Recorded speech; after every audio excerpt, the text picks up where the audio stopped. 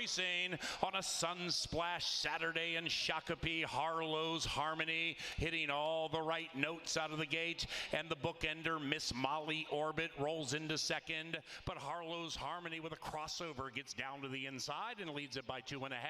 After that, Summer Fireflies watching the pace setter 5 out of it to the inside of I'm So Funny.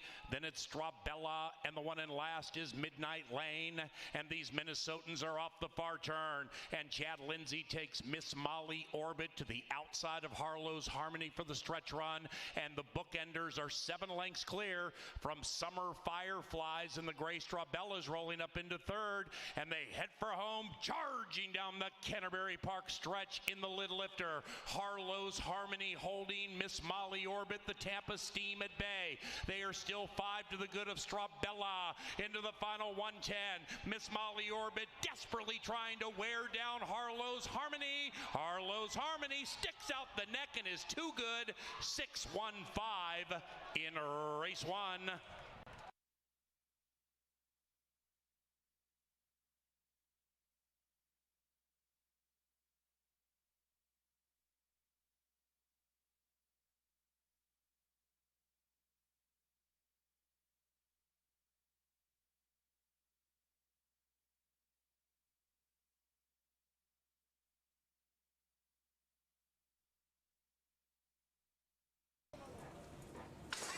And they're racing from the center. The Irish Shut Up Michael comes out loudly. Matt's Fire and Ice likes the early lead in his turf debut, and Black Tekka looking to win 2 in a row is 5 lengths out of it, and now Black Tekka has been overtaken by Our Valley with those shades rolling up into third.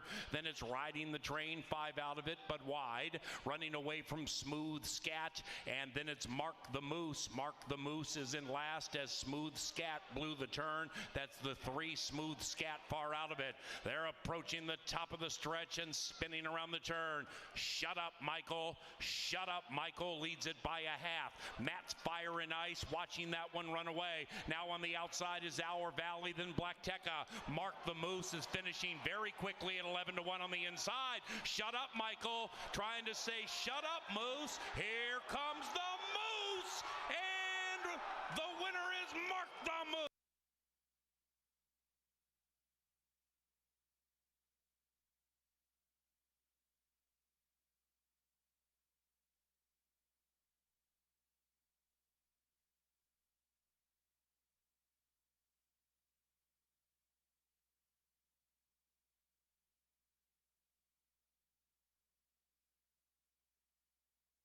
Five favorite. And they're racing, and the quintet popped as 1.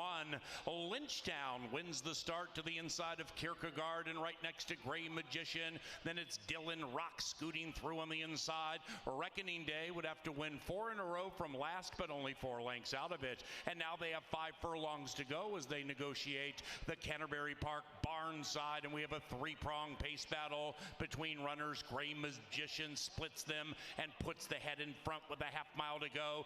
Dylan Rock's being pushed on a bit by Laura on the inside to keep up. Then we come to Lynchtown. Reckoning Day just put Kierkegaard in last, but Kierkegaard is only 3 lengths from the lead, and they're off the far turn. 5 Sardined by 4.5, and up goes Gray Magician, and Gray Magician at 8-5 wins the run to the quarter pole, and roundabout said quarter pole they head for home, chasing the Magician. Outside of that, Reckoning Day is on his game. And then we come back to Dylan Rock's Kierkegaard. Blue blinkers far outside just put Lynchtown in last. They're coming into the final football field. Reckoning Day has taken the lead and run away from Gray Magician, and Reckoning Day has won 4 in a row.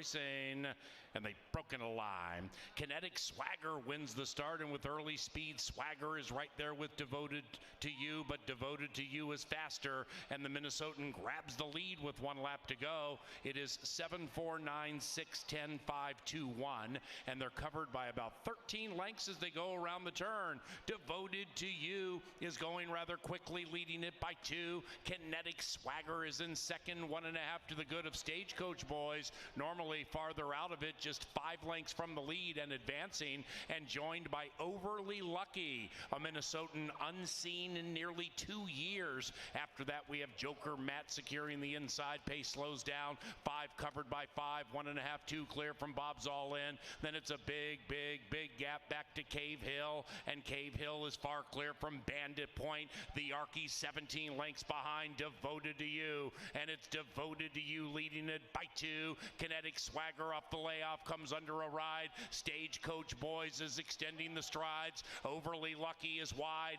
Inside of that, Joker Matt. After that, it's Bob's All In. The White Horse is Cave Hill, and nothing from Bandit Point. They have a quarter of a mile to go, and a couple have cuddled up next to Devoted to You. Stagecoach Boys between them. Outside of that, Overly Lucky has not raced in nearly 2 years and is firing. After that is Bob's All In. Up goes Stagecoach Boys, and with a rush, Stagecoach Boys is gone.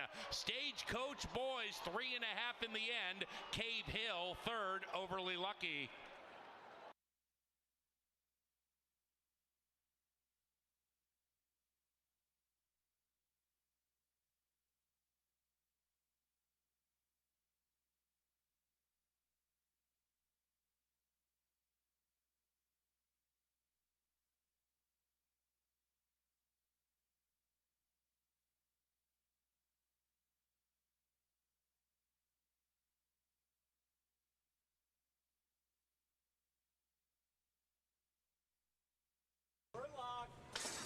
And they're racing.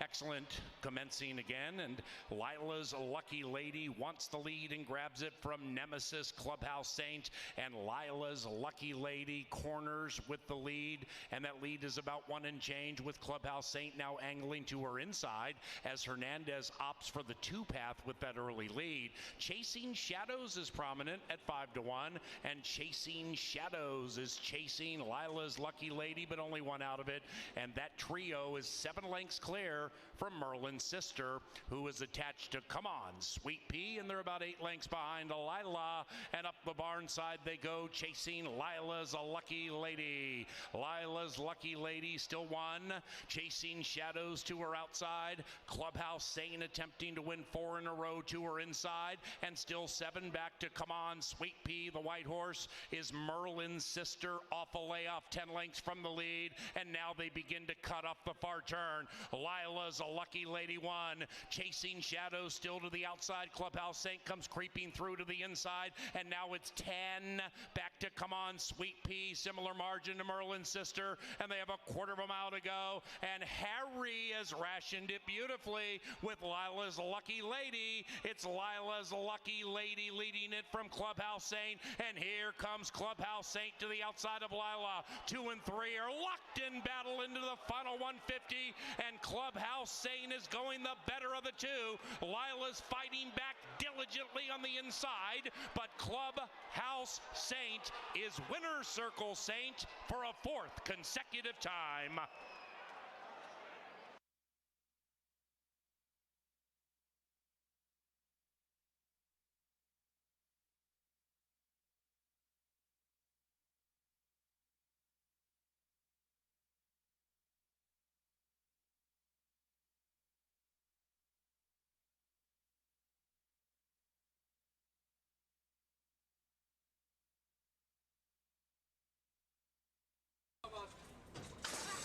And they're racing. Racing. Desert Glow and Rollin' Blackout are both in the black with the early speed, and Desert Glow and Lindy Wade secure the inside around the corner. Outside of them is Chica Boom, and Chica Boom is 3 lengths from the lead, racing to the outside of Lookin' So Lucky. And those 4 are sardined by 2, and they've gone 1.5 clear from Badger Kitten. Roman gets that one down to the inside neatly from the 11 spot. After that, Right of Refusal about 9-10 lengths from the lead, joined by More Romance to the outside and Fat and Furious to the inside. Then we come back to the trailer. Marina's Gold last in 15 lengths rear most. Into the far turn they cruise, and Rollin' Blackout at 11-1 trying to trigger an upset. It's Rollin' Blackout 1, Desert Glow. Outside of that is Chica Boom on the move. Behind them, Lookin' So Lucky, and at even money, Lookin' So Lucky beginning to unwind from behind. Likewise for More Romance, 7 out of it to the outside of Badger Kitten, 3.5, 4 behind that to Fat and Furious. After that, it's Right of Refusal and nothing from Marina's Gold, and they're coming home now. Chica Boom takes the lead and runs away. It is Chica Boom leading it from Rollin' Blackout. After that is Desert Glow, but it is Chica Boom at 5-1, rolling to victory by 3. Chica Boom puts a Q around race 6.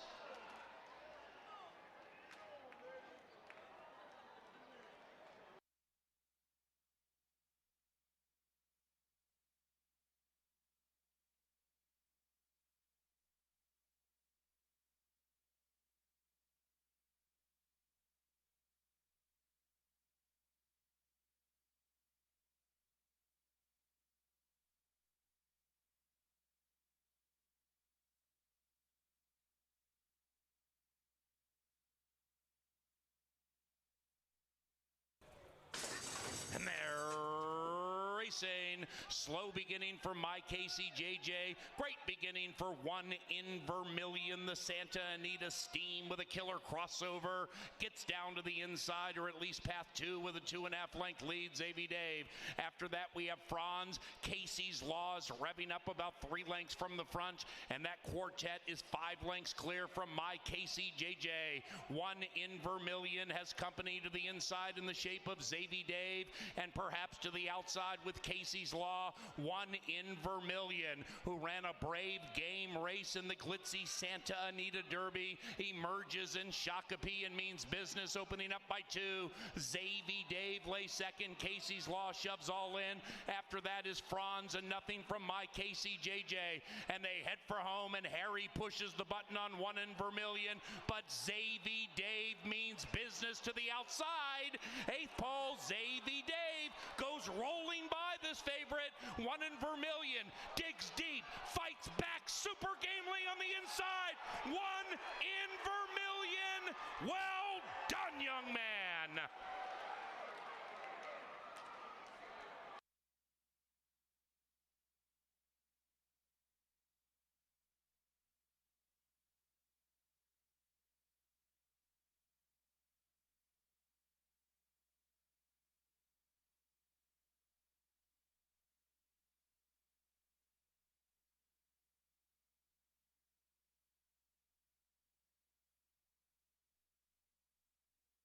Ship It Red goes in, and they're racing. Minister of Soul comes out rhythmically sound, and Minister of Soul takes the lead by a half to the inside Central Park, and now Tap to the Max is tapped with that early speed, and Tap to the Max joins the Minister, and they race out 2 lengths clear from Central Park. After that, Ship It Red racing wide but on the move, about 3 out of it, and to the outside of Deflator. That's the one with the orange silks next to the rail, 4 lengths from the lead, and Citrus Bay can see them all. They're off the far turn. Minister of Soul trying to edge away from Tap to the Max. Central Park between horses. Behind them with Ship It Red, Deflator 6 lengths out of it, and still nothing from Citrus Bay. And they have a quarter of a mile to run, and they're chasing Minister of Soul. And Minister of Soul kicks away by 5. Outside, Ship It Red. After that, Central Park Deflator now on the far outside. They're all chasing in vain because the Minister gets to preach in the winner's circle. Minister of Soul. Quite funky. That's a triple for Harry.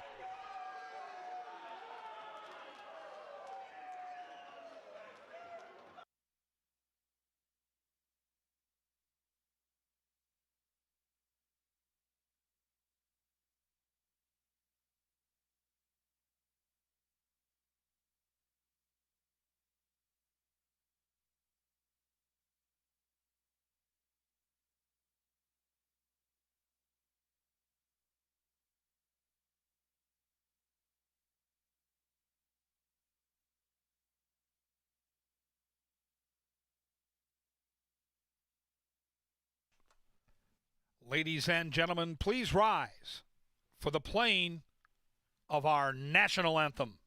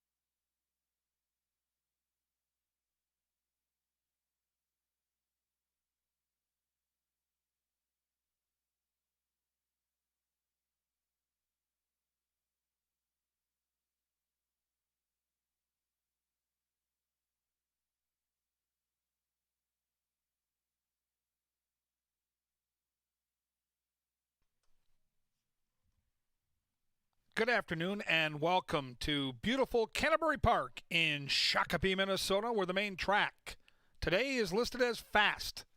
And the turf?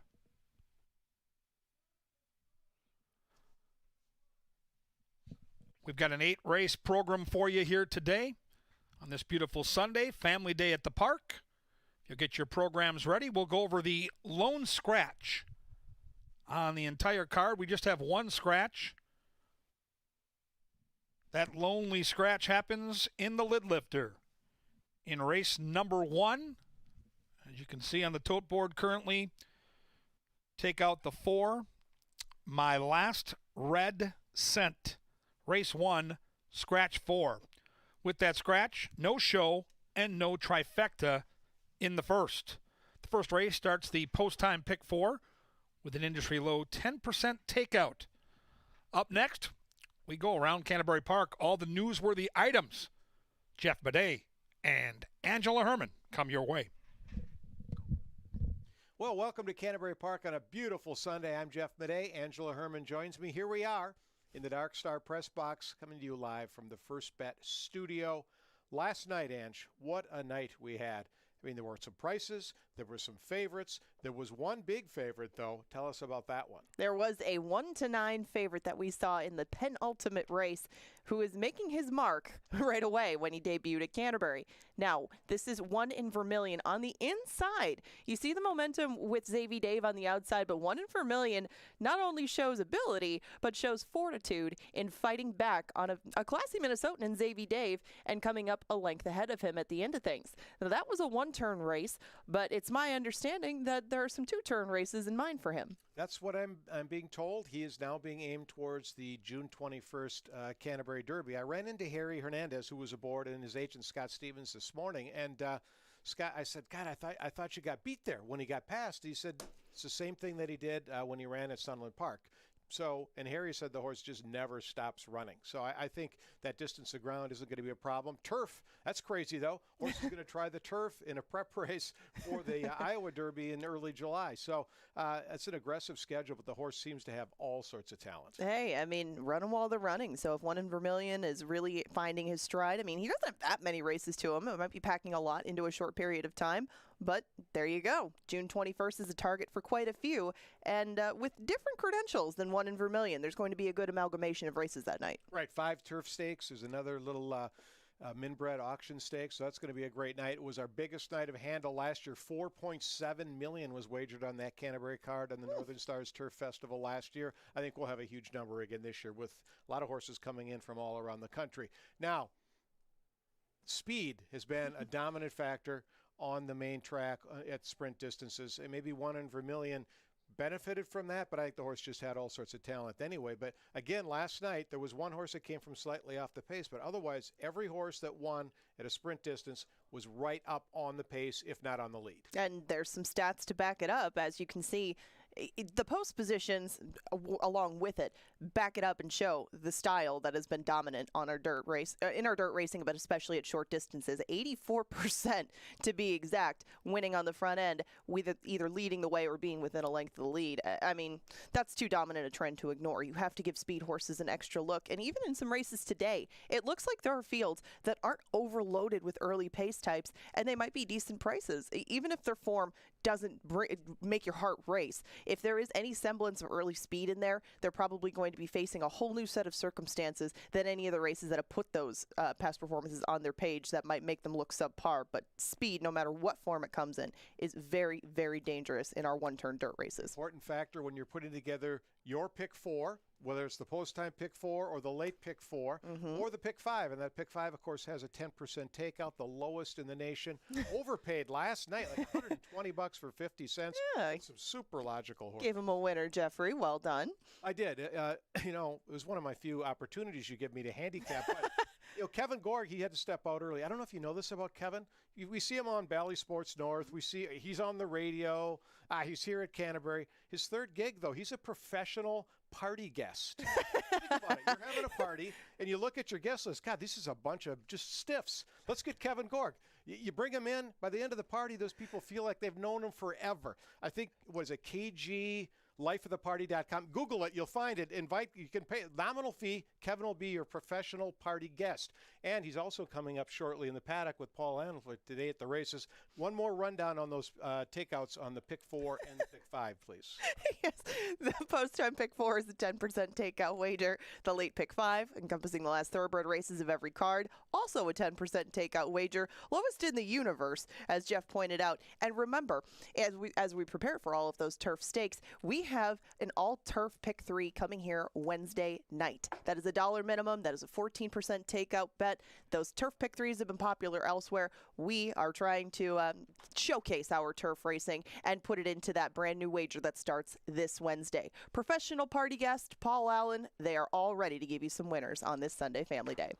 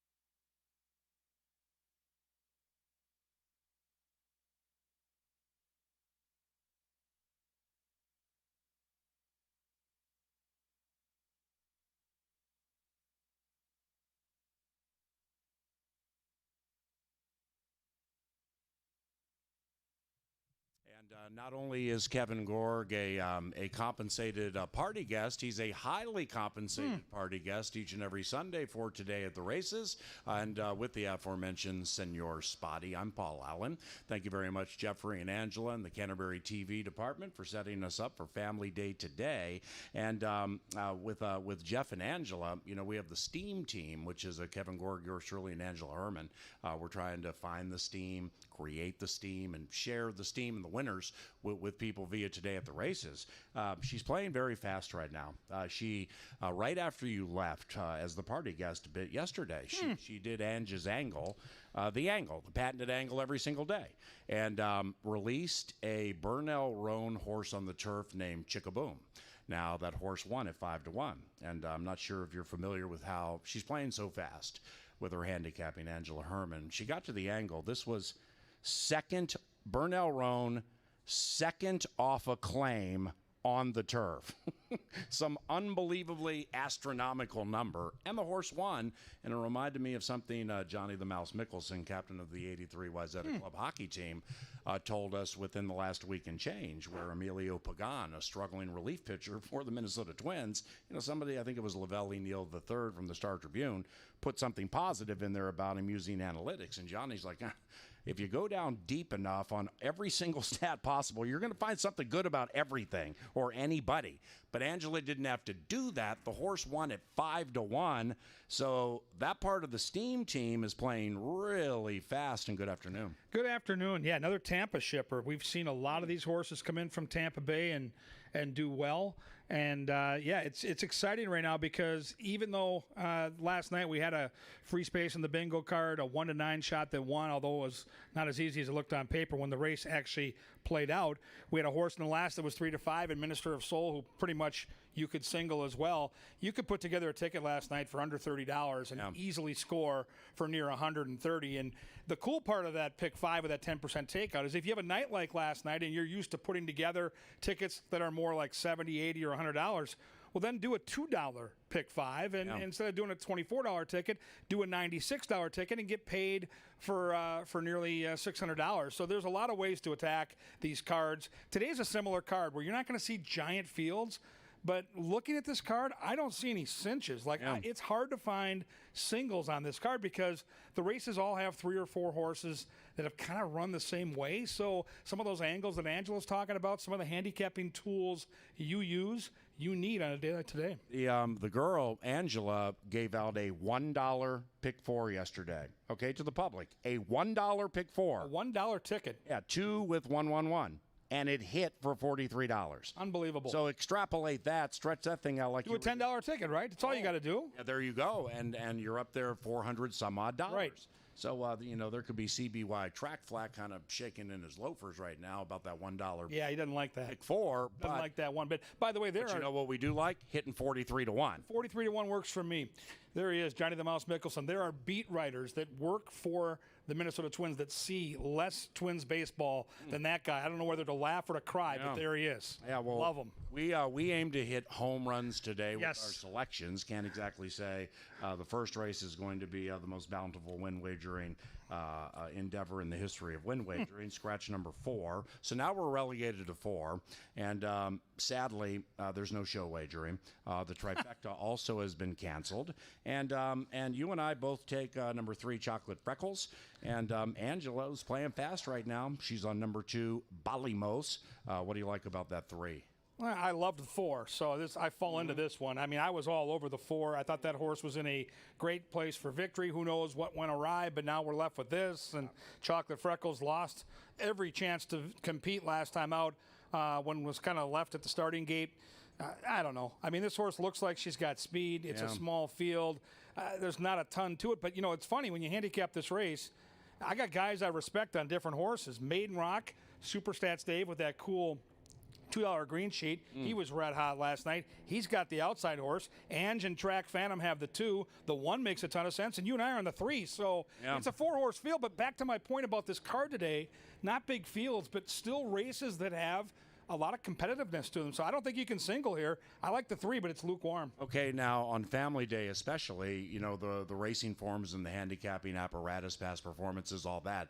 Not the most bountiful situation in the history of racing. People are here for the kids' events and running on the track after the last. But parents, I mean, you're going to want to make some money. So when we talk to you about these pick 4s and we say that beginning in 20 some odd minutes, our 50-cent post time pick 4, picking the winners of races 1, 2, 3, and 4, using as few or as many in each race to hit that pick 4. When we say it's 10%, that's a national low. The takeout, the rake, is what we take and businesses take to run the company. So instead of it being like 24, 25% like a lot of tracks, we make it 10% on this first pick 4. And that thing pays 30, hundreds more than it generally would because of that. So play it. Even if you're picking jockeys, names, silks, pretty horses, whatever, or if you're handicapping, would you do all in here? I wouldn't have any problem with it. If you had a horse you liked later in the card a lot, yep. I absolutely take the all button and hope for an upset. Yeah. Because 4-horse fields don't have a traditional pace factor to them, so you get weird results in these races. So I have no problem with anybody hitting the all button here. Yeah. So therefore, you hit all, and you hope for the longest shot in the race to win. Then you move on to race number 2, where we go to the turf. We have no scratches. We have no rider changes. I picked this one 5-1-6. Kevin likes number 6, Calico Joe, and Angela takes number 1. My Calante. What leads you to number 6?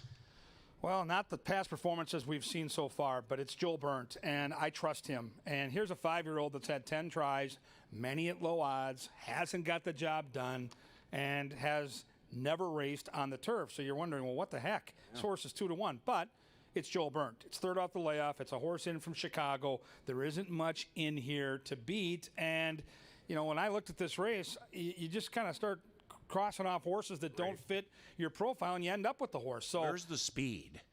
The 2. I think the 2 is going to show some speed. Yeah. I mean, there's not a ton of speed in here. Maybe that's the why 5. I took the 5. 5's got some speed, but again, look at the 2 turf races. Didn't show that same speed on the grass. I think the 2 from that post with a jockey like Valenzuela that likes to hustle probably goes, but it's a real unknown, PA. This is not a race where you can sit down and, you know, concretely have an opinion on the pace or how it's going to play out. I mean, this is another race where if you can spread a little bit, I'd recommend it because I go 6-4-5, and I don't think there's a horse in here I could bet at below 3-1. No way. Well, number 7 might be the longest shot in the field, maybe second longest shot.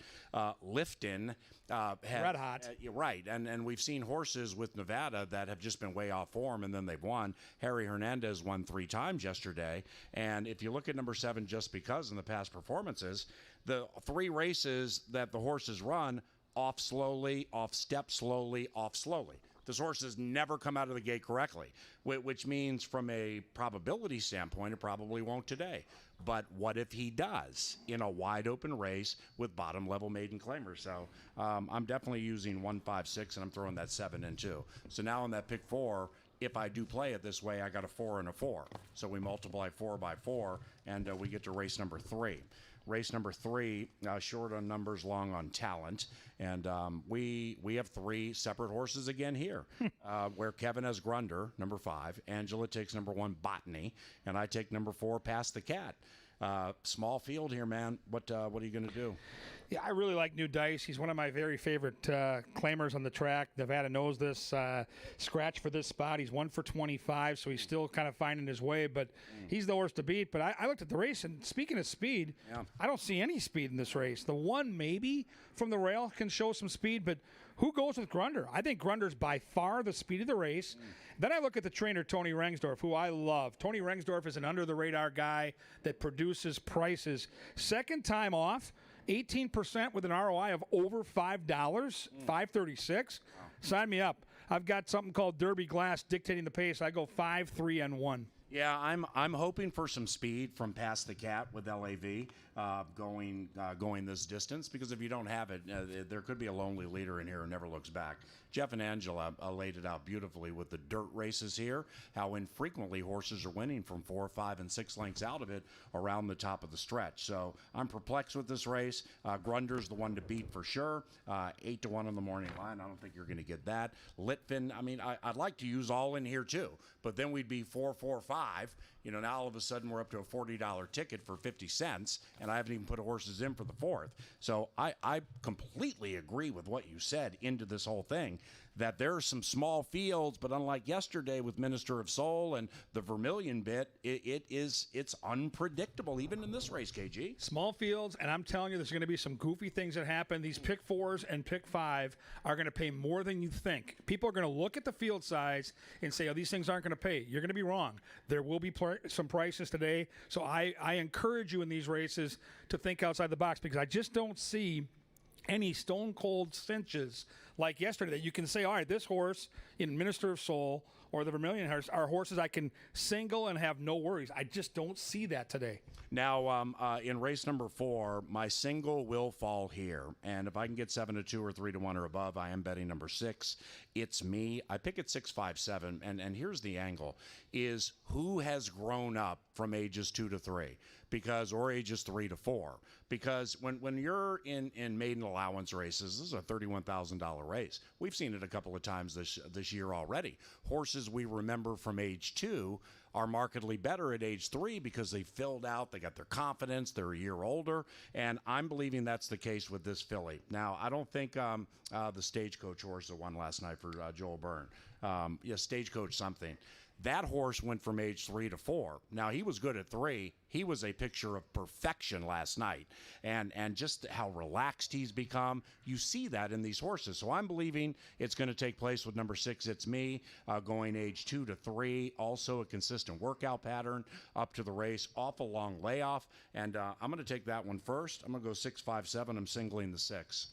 Yeah, I've got 4, 5, 6, and 7 in that order, and I have to use all 4 to close out my early pick 4. I like the 4 here a little bit. Same angle as you have. Yep. Two-year-old, now a 3-year-old. Really liked what I saw last year in that only race, that debut. Horses that debut have a hard time figuring out how to pass other horses, but she did it, and she did it nicely in the stretch. Harry Hernandez rode that horse last year. He comes back. He'll ride this horse again. I like the most recent workout on May the 27th, and I like the bloodlines for the stretch out. The Daddy, Super Saver, a Derby winner. I think this horse is in a good spot. I respect the 6 a ton. Joel Byrne is so good at what he does, but I'm going to lean towards Honeycrisp, and I think this horse will be at least that morning line of 3 to 1. Another wide open, fun, competitive race. Yeah, and in this race, you only have 2 in the race who have even stepped on a turf course. Diggs won along with Honeycrisp, who debuted at 5/8 on the turf, like you said. And Chris Richard, too, by the way, is really good at getting horses to improve. So this one could be wide open, but in Burnt we trust, specifically in situations like this. That also begins the pick 5, 10% takeout on that pick 5, too. So race 1 with the pick 4, 10% takeout, nation low. Race 4 with the pick 5, 10% takeout, nation low. It behooves you to play them, if only for 50 cents, because of the advantage you're getting comparatively speaking. The 5th race begins the second and last pick 4 of the week. We return on Wednesday at 5 o'clock for Wednesday night racing. No scratches, no rider changes. Who do you like? This is a rare race where I found there to be too much speed, and so I wanted to find a horse that could sit off the pace battle and maybe reap the benefits. I found a horse that's 5 for 8 in the top 3 career at Canterbury. It's number 1, Direct Action. Yeah. Off since October. Trainer's good in this layoff scenario. Bye, Johnny. By Johnny the Mouse. 3, Holding Tight. 4, Casey's First BMW. And 6, Scary at Canterbury. All can sizzle. The 1 can sit in that garden spot, 3-4 lengths off the pace, saving ground with Santos and Pounce turning for home. I get a 4 to 1 morning line. I kind of like this horse. I think this horse might be a win bet for me. I go 1, 5, and 4. Right. I pick it 2, 1, and 4. I give Direct Action. You bring up a lot of great points. Now, Halo's Laddie. I think people who handicap, they're going to look at the buyer speed figure of 37, and they're going to be like, okay, well, that ain't that great. 112 and 1 ain't that great either. Well, we're talking about $7,500 non-winners of 2 lifetime. So there's been a lot for a fair amount of them that has not been great. Halo's Laddie raced at Canterbury on opening night and lost to a Joel Byrne trainee named Birdie Machine, beat Grunder, Grunder runs earlier in the card, and this horse got a race at the track, and I can trust Bridgman. So I like Halo's Laddie. I'm not going to single it in the pick 4 or pick 5 or anything, but I'm elevating that horse because I don't think there's much to beat in here at all. 2-1-4 in race number 5. Race number 6, we go back to that turf course now to begin the final 3 live races this week. No scratches, no rider changes here. He's Connected is the one I selected second, 2/3 of the Steam team all over the one. And I took number 6, Rowdy Red Glare. What do you got? Yeah, you're going to get a price, and I mean a really nice price on your 6 with Jermaine. I just think right now, we talk about it all the time. These trainers and jockeys go in cycles. It's a long summer. They'll heat up, they'll cool down, and the people that are out here every day like we are have a hidden advantage to follow these cycles. Tim Padilla's barn has come in hot, and they've stayed hot. I'm rolling with them.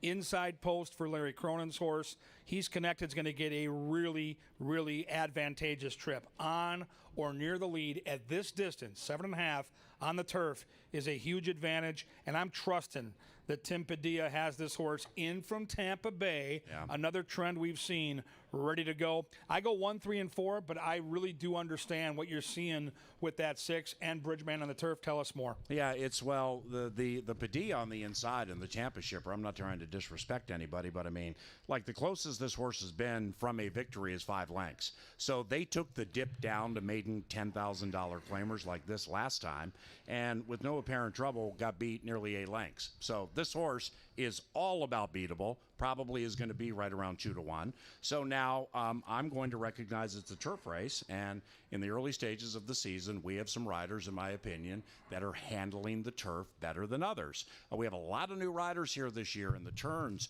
at Canterbury are very sweeping, and it's a different kind of course. Jermaine Bridgman won the first race of the season, which was on the turf, and he's a high percentage turf rider. So now I get a horse off the layoff, but I also get a horse who never is dipped down to the bottom, maiden $10,000 claimers. So I'm going to try Rowdy Red Glare in the trifecta. I'm going to pick it to win, put a little win bet on it, but that 1 is the one to beat. Then I take Lucky's Lane third, 6, 1, 7. I'm going to box 1, 6, and 7 here, maybe in an exacta, and then I'm going to take the 6 as an exacta box key and box it with 3 horses. See if I can't blow that thing up a little bit. 7th, the penultimate, back to the main track, 6.5 furlongs. That extra football field for the half furlong can be very tricky when you're talking about $5,000 claimers. What you going to do? I'm going to go to the speed of the race here. 6.5 furlongs. Again, a race where I just don't see a ton of early lick. I think the 4, Som Tequila, falls into a really good spot. Nevada Litvin, the trainer. Eduardo Gallardo riding so well right now. I think he puts the horse in the race. It's an Oaklawn shipper. 3 wins, all in the career, all at Canterbury. The 6 horse could be a little bit of a pace problem, and I respect what the 2 horse can do. Single me out is the horse to beat, but the 2 horse is favored, and it's 3 for 39 in his career. So I have to take a stand against this favorite. I go 4, 2, and 1. And those who follow national racing, or those who know the name from a former leading trainer here, Robertino Diodoro. Well, he's the listed trainer. He's the trainer of number 1 top of the game, 3-1 morning line. So I think that horse is going to get bet because the people are going to see the Dio name, and I think that potentially is a wonderful horse to beat because over the last season and early change here, the horses Dio has sent here just have not been very good. So I'm going to consider this one of that variety. This is a 10-year-old also, so I'll be pulling for the old guy, but I think short price number 1 is beatable. I'm taking Som Tequila just like Kevin for a lot of the same angles. I think we'll get about 3.5 to 1 on that one. The 8th race. Now, parents here with kids, about 10 minutes after the 8th race each and every Sunday, we bring the kids onto the track for a couple of races, generally about 30 yards in distance, one for kids 7 years of age and younger, the other for those 8 and older. They sprint down to the finish line. That'll be after the 8th race today. This is a cool race. Not we have 9 in here, and they go on the turf to close the week. Tri-Spot, one of your all-time favorites. Bubba Bob, one of my all-time favorites. What are we going to do? This is a wide-open race. If you're alive in the pick 5 to the last, I hope you have some options. I know you and Angela love the 7, and I will not get beat by that horse on my pick 5 ticket. I also think this 4 horse is interesting. I don't know what the jockey situation is because we know who the go-to guy is in that barn, but Joel Burnt, a lot like Mac Robertson, sometimes will spread the wealth. Yeah. And I think Luis Valenzuela fits this horse beautifully. One career try, won that race. That was on the main track. We've got big time, and I mean big time, turf bloodlines. This is the son of Summer Front, the grandson of the great War Front. This is all about turf, all about speed. In a race where there is some speed, Bubba Bob's got some early lick. Angel's Magic outside has some speed. I think the 4 is going to be in a good spot. And Luis Valenzuela gets a chance to ride for Joel Burnt. You know he's going to give this horse every single chance to win, but I really believe if you look at this last race, I think there isn't a horse in here I could throw with any confidence. So spread if you get to this last leg. You can single earlier, make some decisions earlier, make some stands earlier, but you want options in race 8. I took Mystifier, and I'm not super proud of this pick. I can't find the horse's last win, but coming here from Oaklawn Park against those $12,500 allowance types, went off at 9-2, 8-horse field. Didn't run great, but didn't completely embarrass himself. But the problem is, before that, went against $7,500 non-winners of 2 lifetime and lost. I mean, the horse is just having a problem winning, which is a key in this game. I think I'm going to get good odds. The rider, Barrios Lopez, is riding great right now. So I'm going to try that one, taking a stab, 7, 2, and 1. For our TV department and Kevin Gorg, I'm Paul Allen. Enjoy Family Day at Canterbury, and thanks for coming out.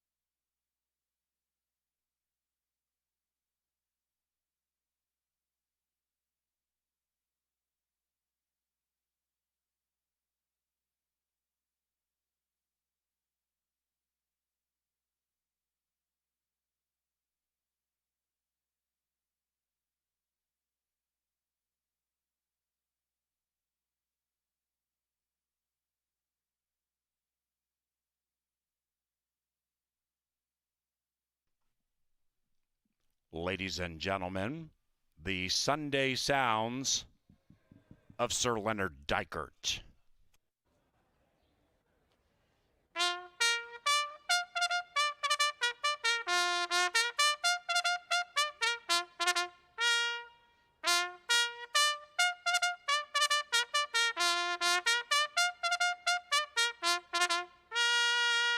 Happy Sunday, Lynn.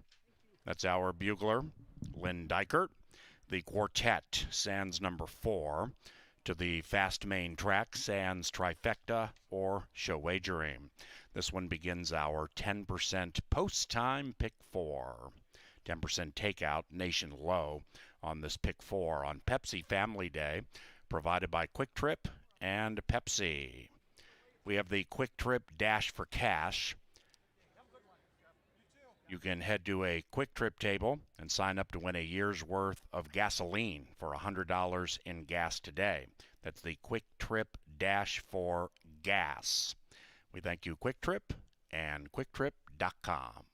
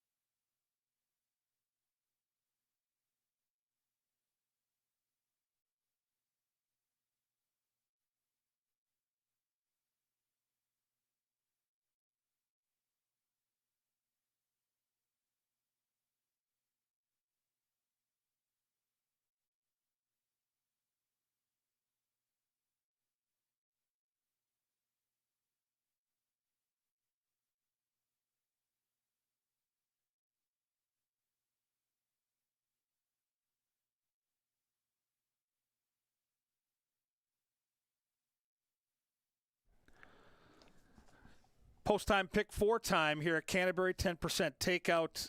Again, a card today where it's small fields, but I do think there are upset opportunities in leg 1 here. I thought about the all button, but because we're spreading later, had to pare that ticket down. I'm going to use the 1 with her boots on and the 3 chocolate freckles. If I added a horse and made that ticket just a little more expensive, the 2 Ballymos certainly looks good from the paddock now onto the track warming up. But I've got 1 and 3 in the first. In the second, 4, 5, and 6. 6 is the horse to beat, but this is a horse that's 0 for 10 and has lost those 10 races at low odds. It's never been on the grass, so you have to spread there.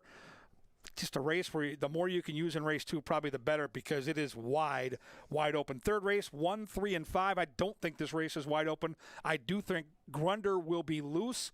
We'll see if Grunder's good enough, because New Dice and Botani will be coming. But Grunder loose at 6-1 is too much for me. I can't pass it up. Race 4, the closeout key race of this pick 4. I go 4, 5, 6, and 7. I like the 4 Honey Crisp. I respect the 5 and 6, and I think that 7 horse, even though this horse likely drifts up to 9-2 or 5-1, is a horse that has proven he's always there and always in the mix. So there's the ticket. It is a $36 investment. Intrigue abound here at Canterbury. Listen, these pick 4s and pick 5s have been overpaying all year long. You can't win them if you don't get in them. You've got plenty of time. Put your ticket in right now. Play that pick 4. Later, we'll play the pick 5 together. We'll play another pick 4 with Angela. We'll put lots of money in your pocket. Enjoy Family Day right out here at the park.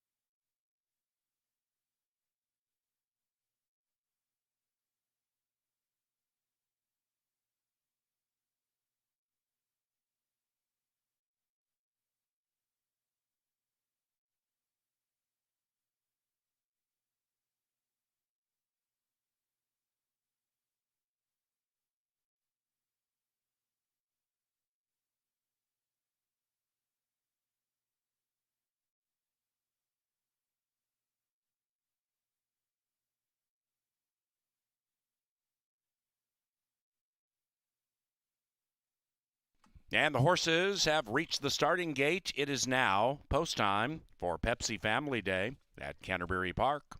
The first is courtesy of Loeffler, helping organizations of all sizes succeed. Thank you, Loeffler, and thank you for joining us on track in Shakopee on a sun-splashed Sunday. Those of you watching and wagering off track, we thank you for your patronage. Best of luck in this post-time pick 4 with that nation low 10% takeout. Bid 8 cam. And they're racing.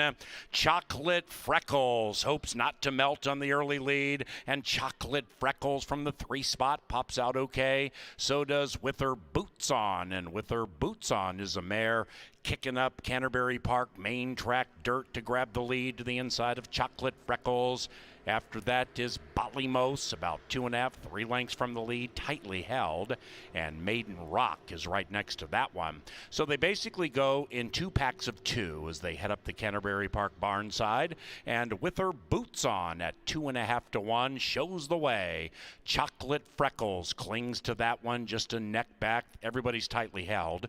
Balymos is narrowly clear from Maiden Rock, but runners 3 and 4 are about 3 lengths from the lead, and now they have less than a half mile to go. And Chocolate Freckles re-engages with Her Boots On, and they travel in perfect harmony. After that is Balymos to the inside of Maiden Rock. Those two right together, and off the far turn they stroll, the 4 covered by 3. Chocolate Freckles with Her Boots On to the inside. Freckles, Boots, Boots, Freckles. They arrive at the top of the stretch together.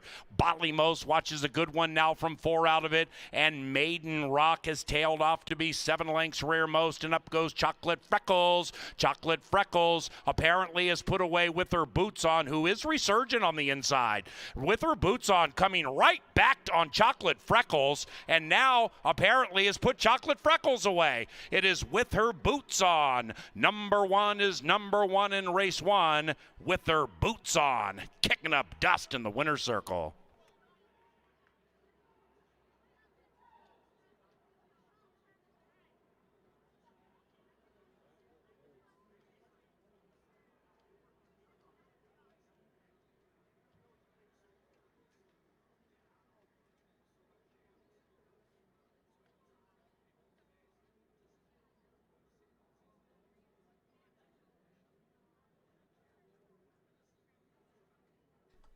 $13.25 unofficial.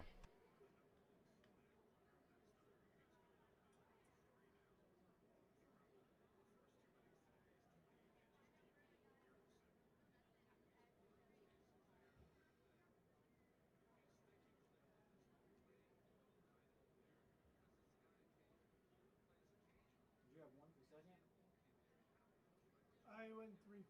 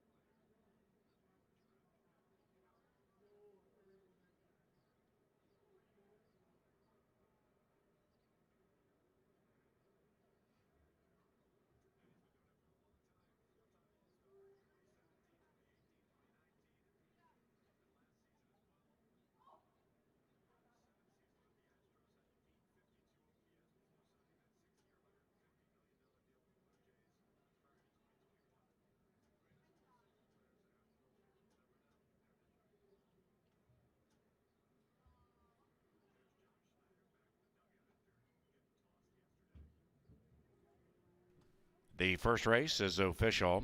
Race 2 is on a firm turf course. The rail is 30 feet out from the inside. No scratches or rider changes in the second, courtesy of Apple Autos, the official vehicle supplier to Canterbury Park. Also, we have Taste of Canterbury on the horizon. We had a Taste of Canterbury event last night, barbecue and bourbon, and it was quite popular. The next is July 1st. tacos, and tequila. CanterburyPark.com for information. If you miss a blocking assignment, you run a mile. You drop a pass, you run a mile. 9 days, there's 10 of them boxes that we gotta score, bro. Shit. We're gonna do it in 10 days, 10 games. 400. Split 2. Into the winner's enclosure, What? after taking down the brush away purse, it is with her boots on. With her boots on and Alfredo Barajas. The winning owners, Hidden Creek Farm and Silver Racing. The winning trainer and leader of the Thumbs Up Gang, Miguel Angel Silva. With her boots on is a 5-year-old chestnut mare by Brody's Cause. From the old topper mare, Silly Little Mama, bred in Minnesota by Scott Pierce. I got my knee. I don't really want to watch the fucking Mets, bro. We can watch their box scores.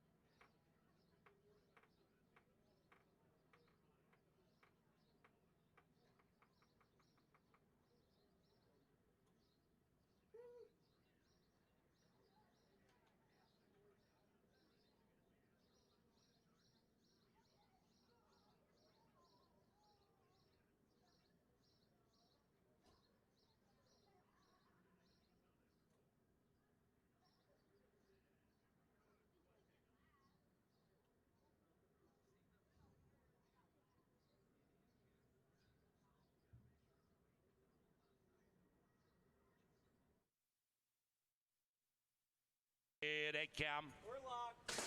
And they're racing.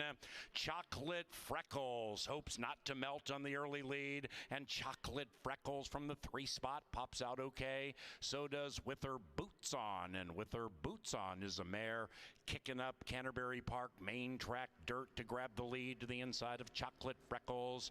After that is Balymos, about 2.5, 3 lengths from the lead, tightly held, and Maiden Rock is right next to that one. So they basically go in 2 packs of 2 as they head up the Canterbury Park barn side, and With Her Boots On at 2.5 to 1 shows the way. Chocolate Freckles clings to that one, just a neck back. Everybody's tightly held. Balymos is narrowly clear from Maiden Rock, but runners 3 and 4 are about 3 lengths from the lead, and now they have less than a half mile to go. And Chocolate Freckles re-engages with Her Boots On, and they travel in perfect harmony. After that is Balymos to the inside of Maiden Rock. Those two right together, and off the far turn they stroll, the 4 covered by 3. Chocolate Freckles with Her Boots On to the inside. Freckles, Boots, Boots, Freckles. They arrive at the top of the stretch together. Balymos watches a good one now from 4 out of it, and Maiden Rock has tailed off to be 7 lengths rearmost, and up goes Chocolate Freckles. Chocolate Freckles apparently has put away With Her Boots On, who is resurgent on the inside. With Her Boots On coming right back on Chocolate Freckles, and now apparently has put Chocolate Freckles away. It is With Her Boots On. Number 1 is number 1 in race 1. With Her Boots On, kicking up dust in the winner's circle.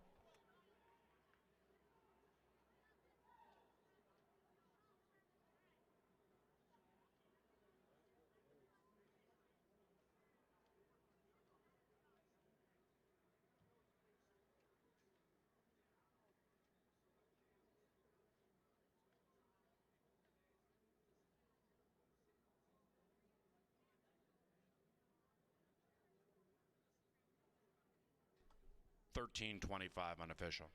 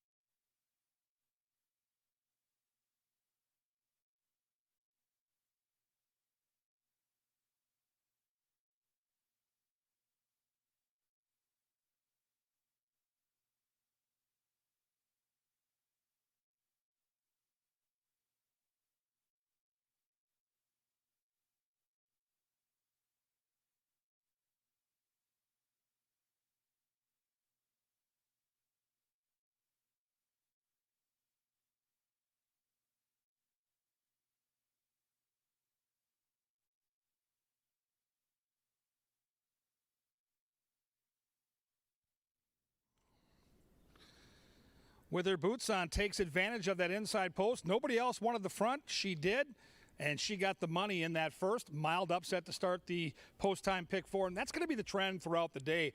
We don't have big, giant 10 and 12 horse fields, but we do have our races like this one, where the favorite's going to be lukewarm. There's going to be depth to the field, and you're going to have to handicap to make money. It means good things on the payoffs because the exactas, the tries, and the superfectas now are going to pay. These are not going to be easy to come up with. Last night we had a star-studded cast, and we saw a 3-5 on the back end and even a 1-9 horse win, but that made the pick 5 much more simple. I think today it's complex. I think it's tricky, and I think you have to pick your spots where you single, and you have to be right. And race 2, I mean, look at this race. Whenever you hear the word maiden when we're describing a race, that means no one's ever won.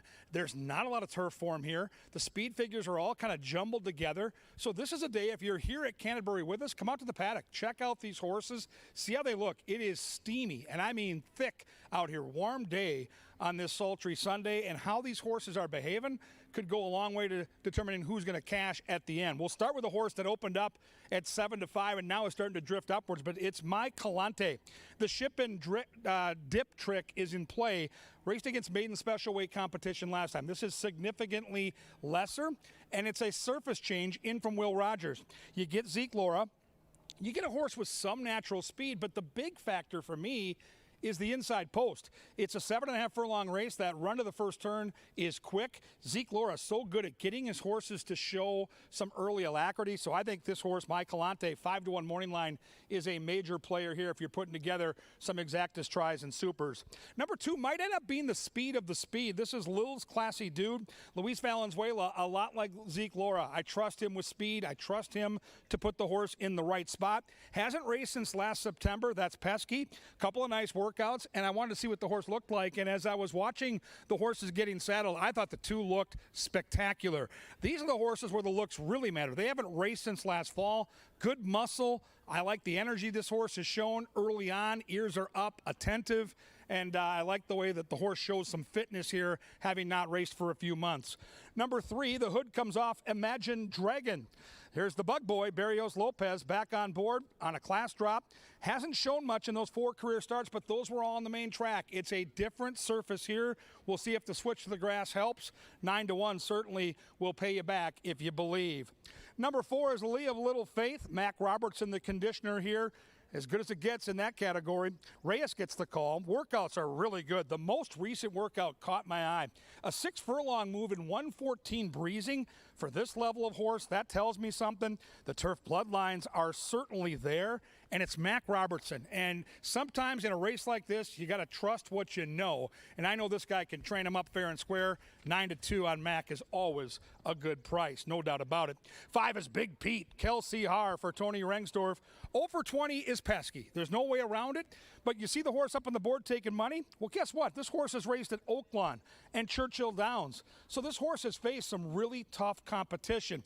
Might be one of the softest spots that Big Pete has seen, and the fans are diving in right now. Second choice, 5-2. My horse is the 6 here. I'm going to try Calico Joe. I love the price right now, 9-2. The horse has had so many tries, 10 career tries, many at low odds, and just hasn't gotten the job done. But has never raced on the grass, is bred for it. This is the grandson of the great Forestry, so there are some turf bloodlines in the mix. And again, it's a trainer-jockey combo that I trust. It's Joel Burnt, Constantino Roman. I trust that they're going to have this horse in a good spot. And oh, by the way, it's Lothenbach Stables. All they do is win. And I love the way the 6 looks. Look at that tippy toe now, bouncing, jiggy jogging, as they used to say out here, showing some good energy on this hot Sunday. I'm going to give this horse a look. I don't know what Nevada Lipman's been doing, but boy, has his barn been firing at prices. Another long shot win yesterday. He's got Just Because, and oh boy, look out. Harry Hernandez, we talked about it yesterday before the card started. He's going to heat up. Well, he just did. 3 wins yesterday. Our champion jockey from last year back on the beam and looking good doing it. This is a mystery horse. Paul Allen talked about it. 3 starts, showed nothing, but the blinkers come on. And I think this horse might wake up with Double H calling the shots, which is always a good thing. 7.5 furlongs, nothing beats turf racing at Canterbury. So many ways to go here. Exacta, Try, and Superfecta. Who do you like? If you're enjoying your day but you don't want to stand in line, don't forget about the First Bet app. No lines, easy to deposit, even easier to withdraw all your winnings. Try the First Bet app. It's the preferred app of all of us up in the press box. Race number 2 coming up, coming at you next.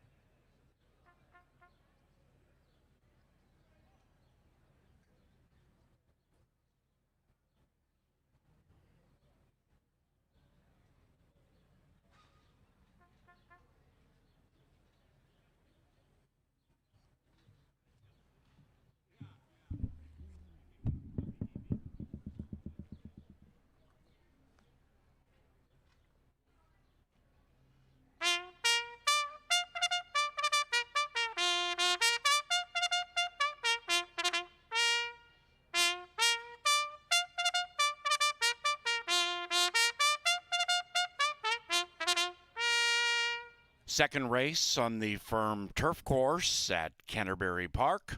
To the gate about 5 minutes from now.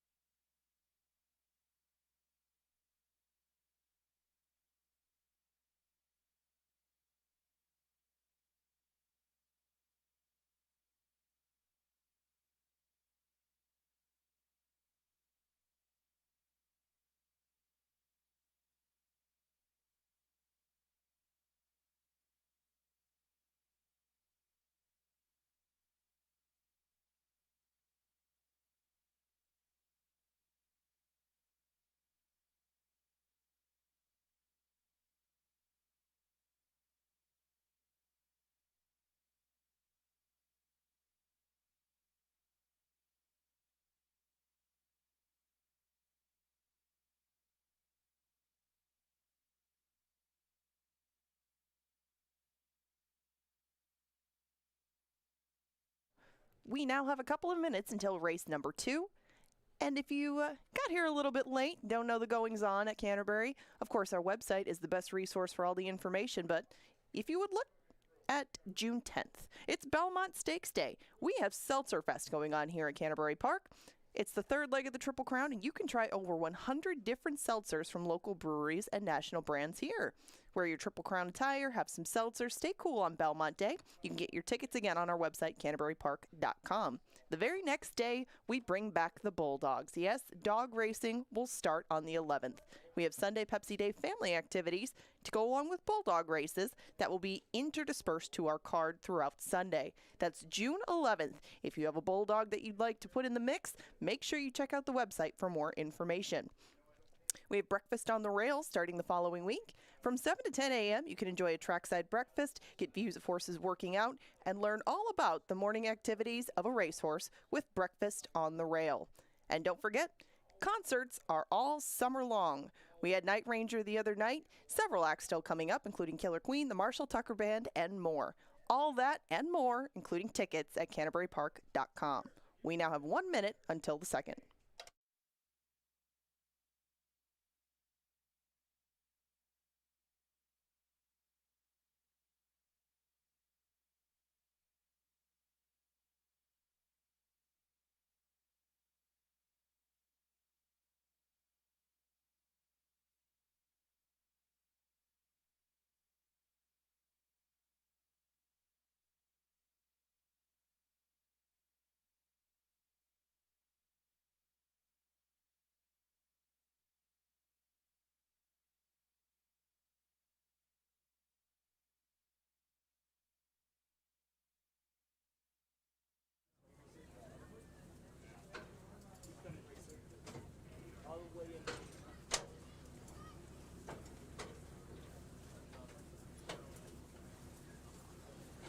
And they've reached the gate. It's post time for the second Pepsi Family Day at CBY.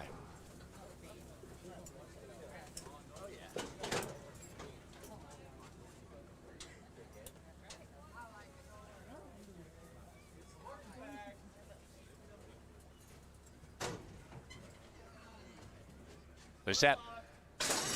And they're racing. Just Because was off a little slowly. Big Pete at 0 for 20 and 2.5 to 1 strikes to the early lead.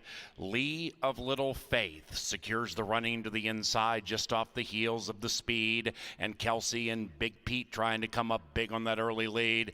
Calico Joe rolls into second, just 1 length from the lead. After that, Lee of Little Faith now joined by Imagined Dragon, and outside of that is Just Because, who has recovered stylishly to be 6 out of it after the bad start. Then it's Michael and Lee's Classy Dude. They're about 9 lengths behind Big Pete, and Big Pete continues to tug along the other 6. The lead is 1, nearly 1.5. Calico Joe on the prowl to the outside. After that, we have Lil's Classy Dude to the inside, looking for a way through. Imagine Dragon just off the heels of the leaders. Just Because, last out of the gate, rolling up 4 wide. Then it's My Calante beginning to close in. And Lee of Little Faith is last, but only 6 lengths behind Big Pete. And Big Pete is encountered by Calico Joe. And those two are locked in battle, heading for home. Calico Joe set down for the drive. Big Pete looking to become resurgent, but not looking good. After that, it is Just Because, and they're chasing Calico Joe. Here's My Calante with a fast run on the outside, but it's too late. Calico Joe prevails.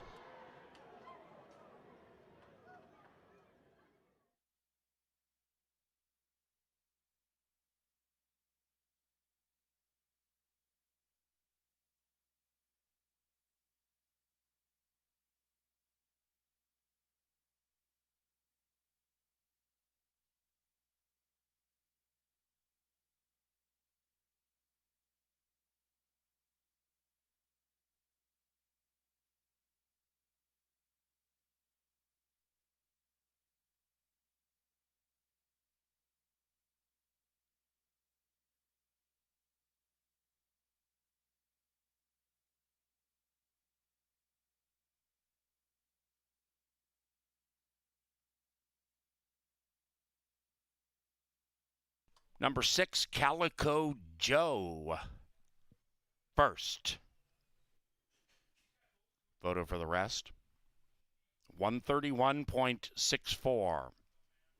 The final time in race number 2.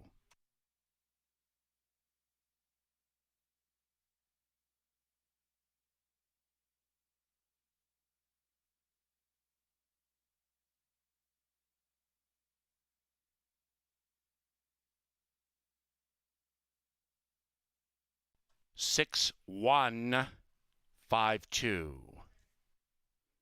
6-1 exacta, 6-1-5 trifecta, 6-1-5-2 superfecta.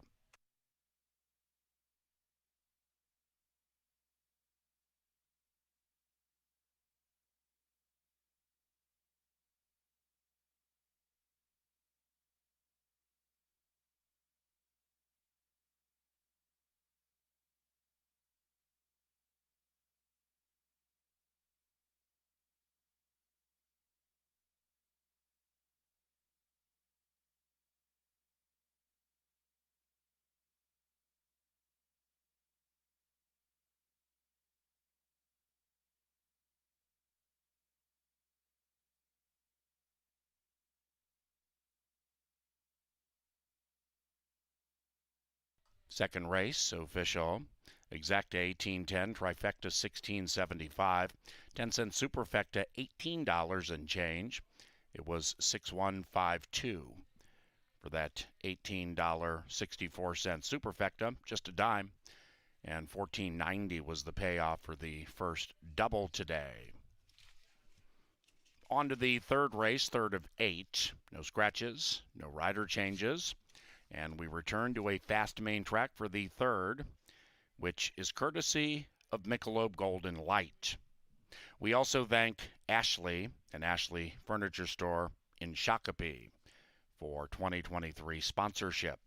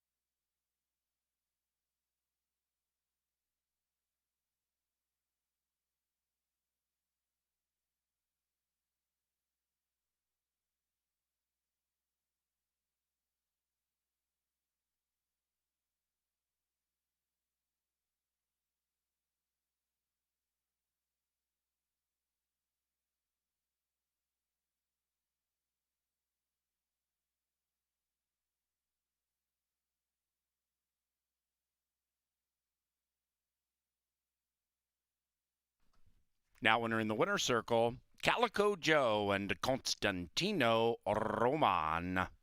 Bob Lothenbach is the winning owner. Bob and Lothenbach Stables own Calico Joe and the winning trainer, Joe Burnt.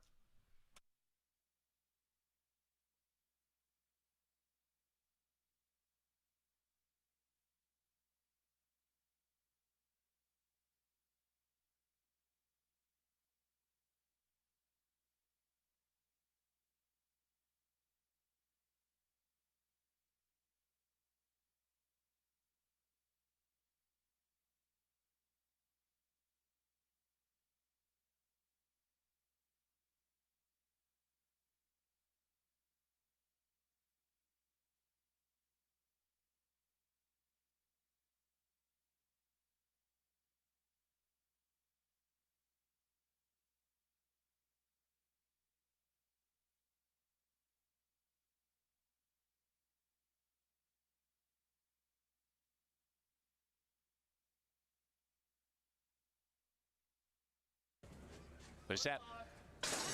And they're racing. Just Because was off a little slowly. Big Pete at 0 for 20 and 2.5 to 1 strikes to the early lead. Lee of Little Faith secures the running to the inside just off the heels of the speed, and Kelsey and Big Pete trying to come up big on that early lead. Calico Joe rolls into second, just 1 length from the lead. After that, Lee of Little Faith now joined by Imagined Dragon, and outside of that is Just Because, who has recovered stylishly to be 6 out of it after the bad start. Then it's Michael and Lee's Classy Dude. They're about 9 lengths behind Big Pete, and Big Pete continues to tug along the other 6. The lead is 1, nearly 1.5. Calico Joe on the prowl to the outside. After that, we have Lil's Classy Dude to the inside, looking for a way through. Imagine Dragon just off the heels of the leaders. Just Because, last out of the gate, rolling up 4 wide. Then it's My Calante beginning to close in. And Lee of Little Faith is last, but only 6 lengths behind Big Pete. And Big Pete is encountered by Calico Joe. And those two are locked in battle, heading for home. Calico Joe set down for the drive.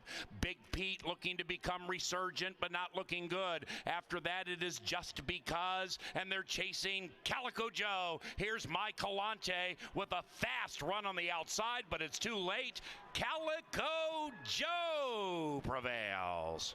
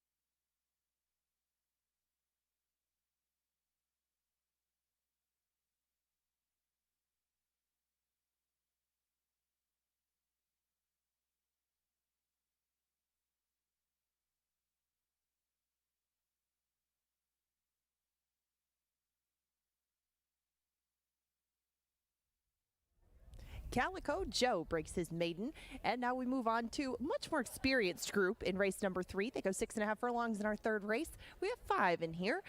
And as the board would indicate, they're fairly evenly matched 5, and they're a fairly paceless 5. That was the puzzle with race number 3, and I ended up on the inside horse. He's one of 2 from Nevada Litman Stable. That's Botany.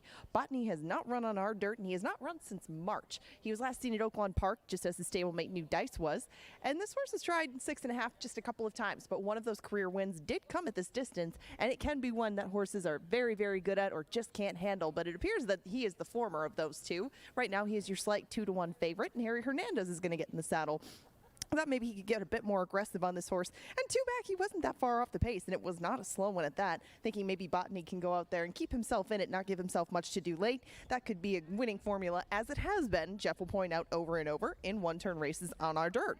Risky situation, not much speed here either. That's just, like I said, the recurring theme of this group. They don't like to go early, and Risky Situation comes off 3 muddy races out of his last 4 starts. Maybe getting back to a dry track will help. That is the site of his one lone win, but Risky Situation would probably need more going on up front than he's going to see today. Still a consistent slate for him, both at 6th and a mile and a 16th and a mile. I mean, he can handle whatever distance they throw at him. It's just a matter of pace, and there isn't much here. 3-1 on him and New Dice next door. New Dice is a fan of this track, but he really, really likes it when it rains. This horse is a very, very good mudder. That's where we've seen a lot of his best performances up here. In fact, that was the last time that we saw him win up at Canterbury, and New Dice is another one too. That's well versed at 6.5 furlongs. There's some things to like about both Litman runners. I thought the price might be a touch better on the inside. It's not right now, but by the time all things are said and done, I think New Dice might be your favorite. Past the Cat right next door does have some speed. This horse has generally shown it at longer distances, but 6.5 shouldn't be asking too much. From a pace standpoint, he is the one to run down, but Past the Cat hasn't run since December either. So what do you make of that? I mean, he can put himself on the lead, might need this one. You could just really make a case for or against him. Just be wary of the price. I think he might go down too. Just like New Dice, I think that these 2 will probably end up taking a lot of the late money in here. Grunter did take a lot of the early money, and Derby Glass will rejoin him for a second time. They were 3rd last time behind Birdie Machine, and that was a shorter field too. This horse did stay off the pace, but closed in well enough late. He got himself within a few lengths of Birdie Machine at the end of that, and might even be closer today as a result of both that race, a little bit more distance, and the outside draw. We'll see what she decides to do, but at least she has the option with Grunder if she wants to go push the issue at 7-2. That's the 5 of them. They range from 2-1 to 7-2 with 9 minutes to post. Win, play, show, exactas, tries, doubles, and dollar pick 3s are your choices if you choose to wager in the 3rd. The power play is coming up next. Kevin Gorg eagerly waiting in the studio to tell you who he likes.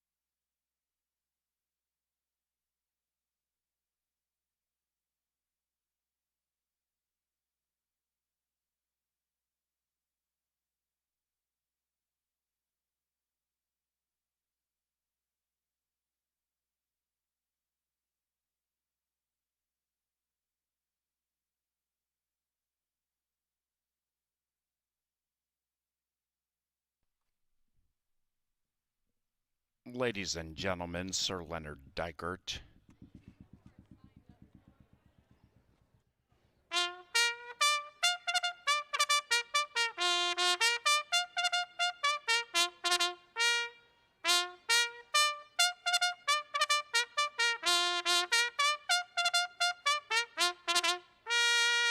Race 3, fast main track, 5 of them duel in about 5.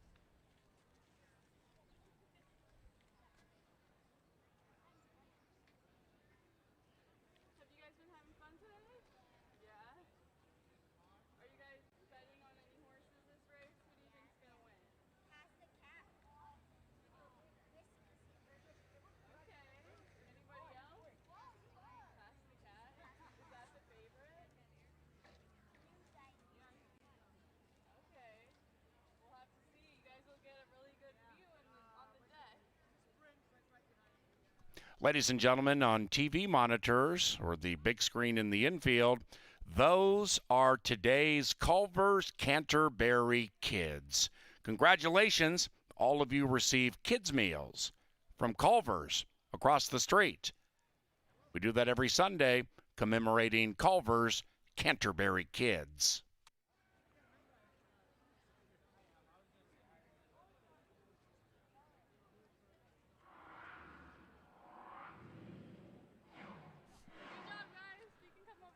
Welcome up to the press box. Time for our power play of the day. We'll try to find a horse we can isolate on later in the card, maybe in that pick 5 sequence to help make you some money. And today it's going to be early, leg 1 of that pick 5. Race 4, number 4, Honey Crisp. Let's look at the limited past performances. We've only seen one start from Honey Crisp. It was here at Canterbury last September in a turf sprint.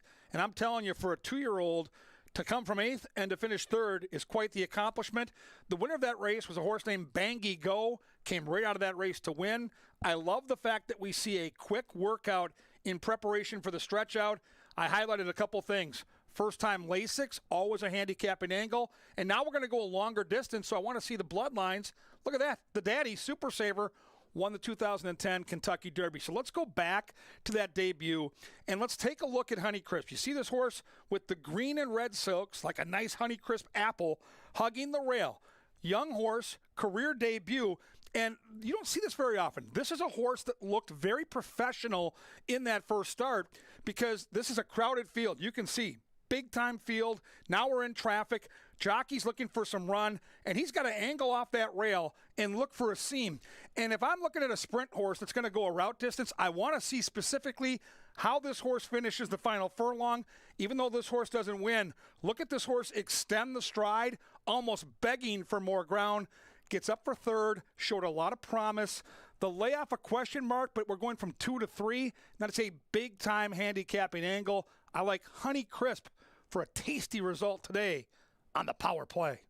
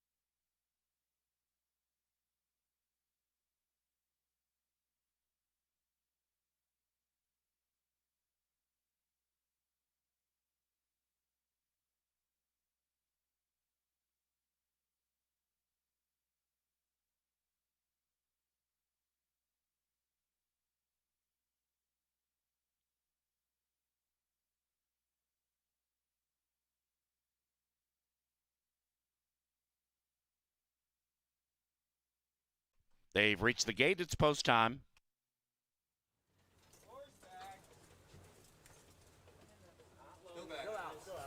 Grunder, 5-1. Last in.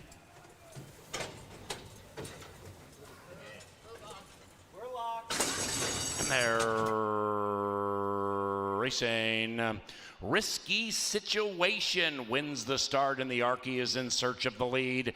To the inside of Minnesotan, past the cat with some speed. Grunder is 3 wide of that group. Right behind them is Botany, chasing fellow Arky. Risky Situation. And New Dice is only 2.5 lengths from the lead. 5 sardined now by 3, and they have 4 to go. Risky Situation in hand and in command. Botany comes sneaking through to the inside to offer a challenge. Past the cat now 1.5, 2 in arrears. Grunder is wide and not strictly the one to catch. New Dice 5 out of it, and Risky Situation cuts. Risky Situation and Kelsey Haar put 2 on the field and do so at 6-1. Botany is in second, watching that 2 run away. After that, past the cat, New Dice, and outside of that is Grunder, and they head for home. Risky Situation and Botany. Risky Situation, the Arky to the inside.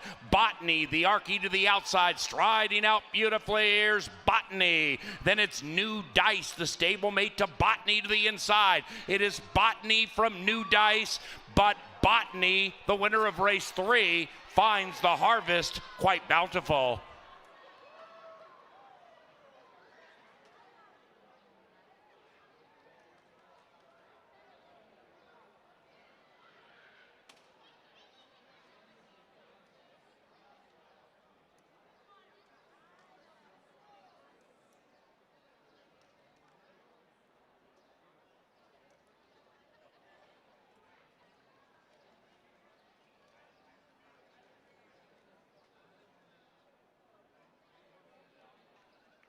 Number 1, Botany, ran first, 118.43. A photo to split the others.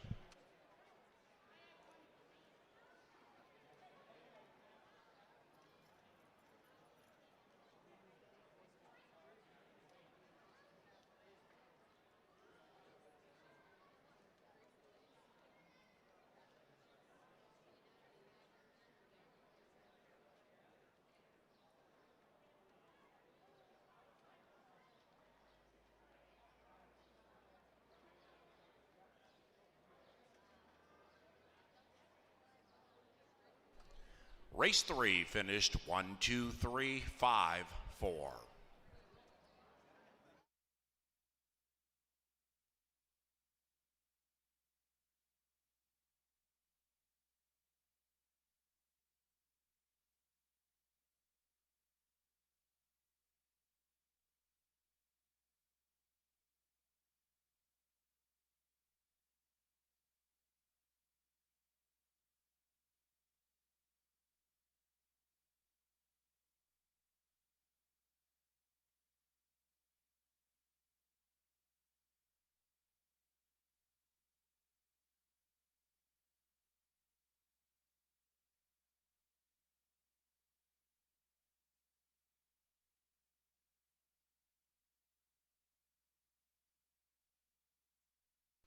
The third race, official, $1 exacta, $14.30, trifecta, $12.85.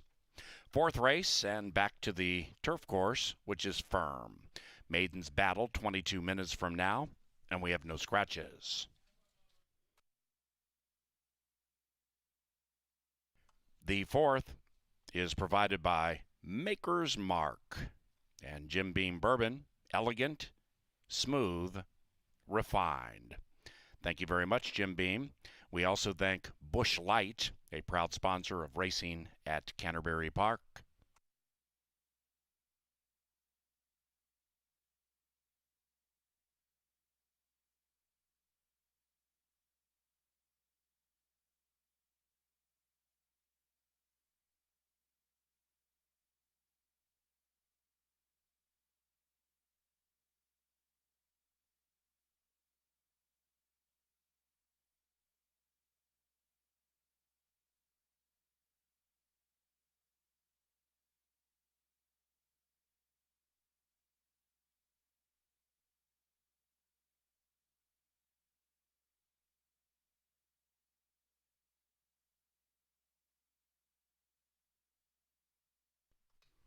Into the winner's enclosure, Teddy G's Botany and Harry Hernandez.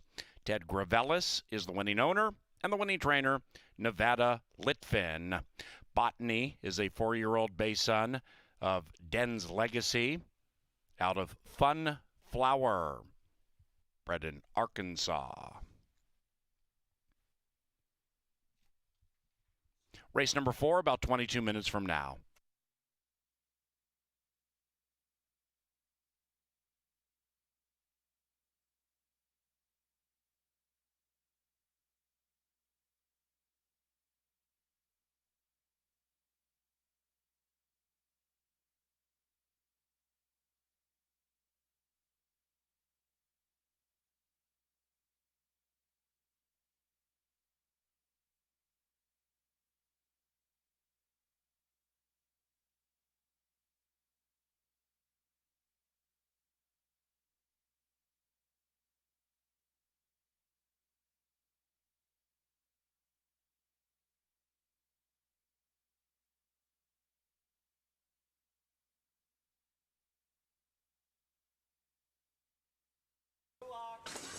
And they're racing. Risky Situation wins the start, and the Arky is in search of the lead. To the inside of Minnesotan, past the Cat with some speed. Grunder is 3 wide of that group. Right behind them is Botany, chasing fellow Arky. Risky Situation. And New Dice is only 2.5 lengths from the lead.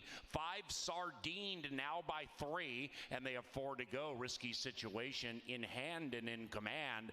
Botany comes sneaking through to the inside to offer a challenge. Past the Cat now 1.5, 2 in arrears. Grunder is wide and not strictly the one to catch. New Dice 5 out of it, and Risky Situation cuts. Risky Situation and Kelsey Haar put 2 on the field and do so at 6-1. Botany is in second, watching that 2 run away. After that, Past the Cat, New Dice, and outside of that is Grunder, and they head for home. Risky Situation and Botany. Risky Situation, the Arky to the inside. Botany, the Arky to the outside, striding out beautifully. Here's Botany. Then it's New Dice, the stablemate to Botany to the inside. It is Botany from New Dice, but Botany, the winner of race 3, finds the harvest quite bountiful.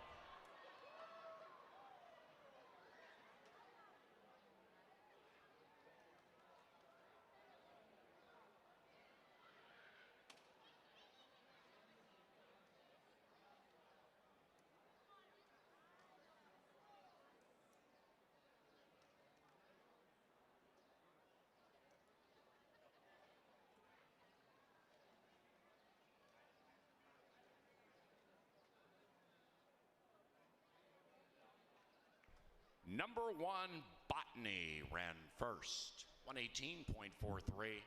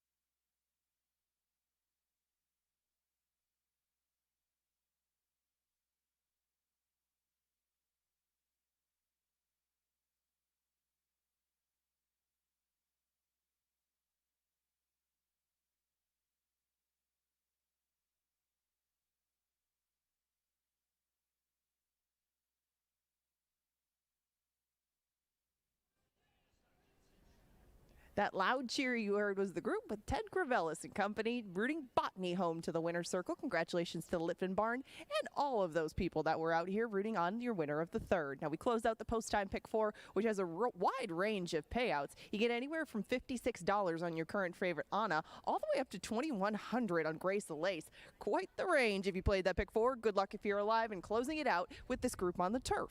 These are Minnesota-bred maiden special weights. They'll go 1 mile in here, no scratches. We have a field of 7 that starts with a half to Shaquila's Destiny on the inside. That's Northern Charmer. Tony Ringsdorf just came by and said, well, this could go really, really well or really, really wrong. I mean, they're trying something new with Northern Charmer. That's just how it goes.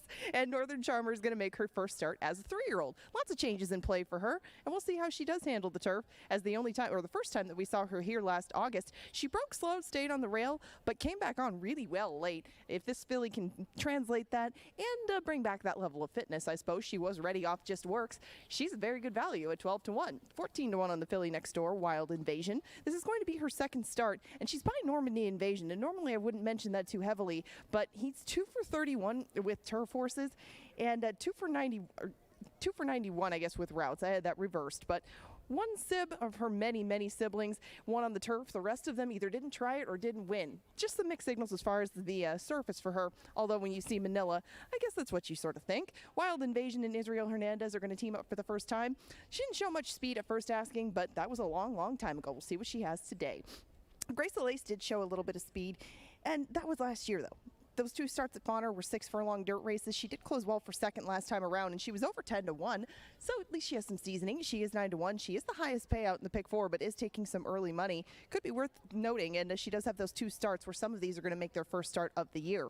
Honeycrisp is one of those. This is Kevin Gork's power play, and she closed in pretty slowly, but she was going 5 furlongs on the turf. At least she has turf experience, has shown she can handle it, and gets more ground to navigate today. She is a daughter of Derby winner Super Saver. You would think some more distance would be up her alley. Right now, she is your 2-1 second choice over the 5 Anna, who is your 7-5 favorite. This is the aforementioned low payout. She should be the heavy favorite by the time all is said and done, but she has raced a couple of times this year at Turfway Park. She did close in slowly last time, but she went between horses. Turfway maidens can get very salty, and that was a $40,000 open group. This is a whole different ball game, and that's why this filly is taking the money that she is. Strong backing at 7-5. 9-2 for It's Me, looking to add another tab. She has a very lively second-time starter. She is going to try the first turf for the first time as well. Her 1 sprint last year. Constantino Roman had to really get after her the entire way. She seems like a horse that you really have to keep the foot on the gas, and It's Me is going to have to go a lot further with that foot on the gas. That was my only question with her, but the barn does very good work with its turf starters, especially here at Canterbury. Diggs 1 on the outside, has plenty of experience, 11 starts to be exact. I was going to give her this one. She can come from off the pace. She can stay close. There are some options for the rider of Diggs 1. It's just whether or not today is the day. You get 10-1 if that's the way you lean. 7 try to break their maiden in about 9 minutes. The 4th board of selections is up right now. I'm going to be out in the winner's circle tossing some bean bags before we close out the post-time pick 4.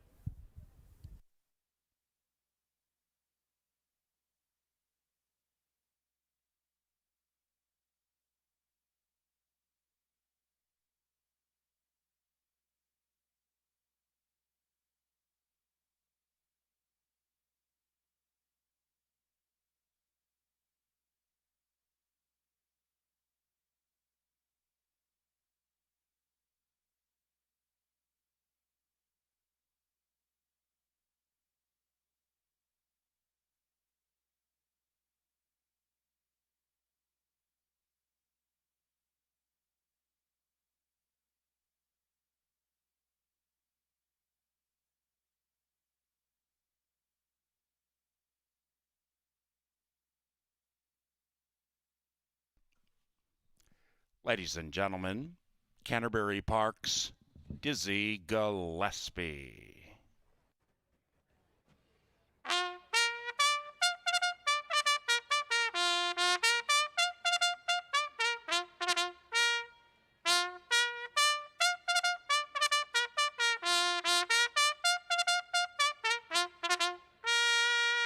All right, Diz, thank you. Happy Sunday. The 4th middle stages of the Sunday extravaganza offers a 50-cent pick 5 with a nation low 10% takeout. Minnesota maidens on a firm turf course, 5 minutes from now.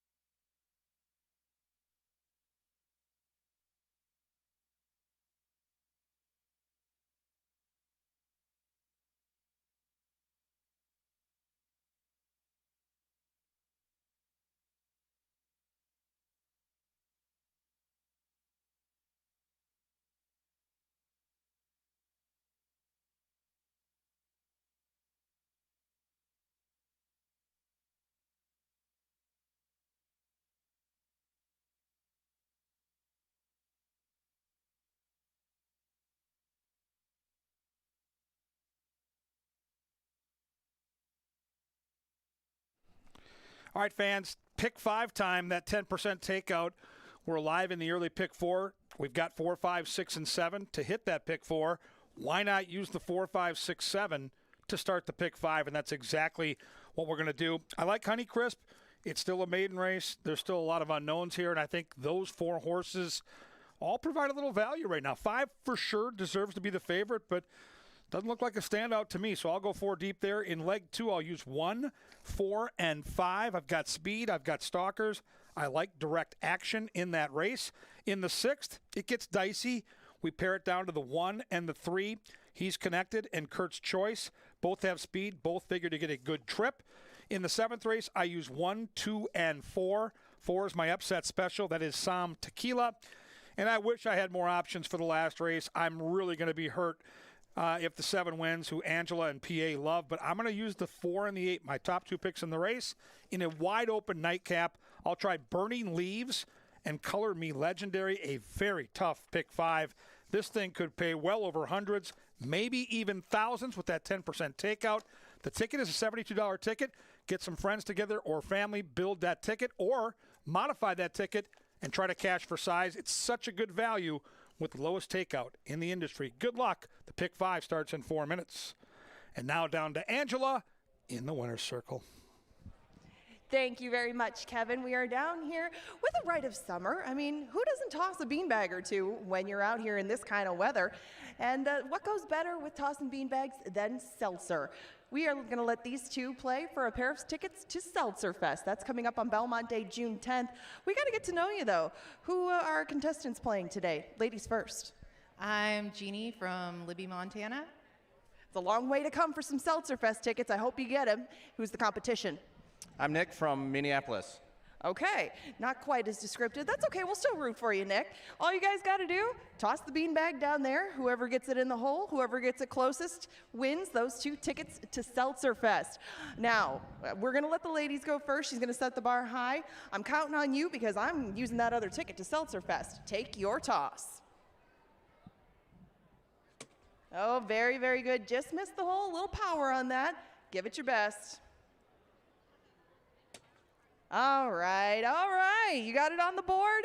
You have won 2 tickets to Seltzer Fest. Now, before I let you go, who is going to be your companion? Is that ticket available or is it taken by your competition? I just have to know. I think it's already taken. And why is that? You guys told me something right before you came on here. There's a little bit more here than just a competition in a Seltzer Fest beanbag toss. This might be my husband. Okay, well then it's friendly competition. I hope you two very much enjoyed, and I hope you enjoyed this. Have fun at Seltzer Fest, and good luck the rest of your day here at Canterbury. If you would like to go to Seltzer Fest, if you want to check out tickets to any of our other events, and there are a lot of them going on this summer, check out CanterburyPark.com and follow us on all of our socials. It's CanterburyPark.com. Look us up, follow along, and have fun. You got 2 minutes until the start of the 50-cent, 10% takeout Pick 5.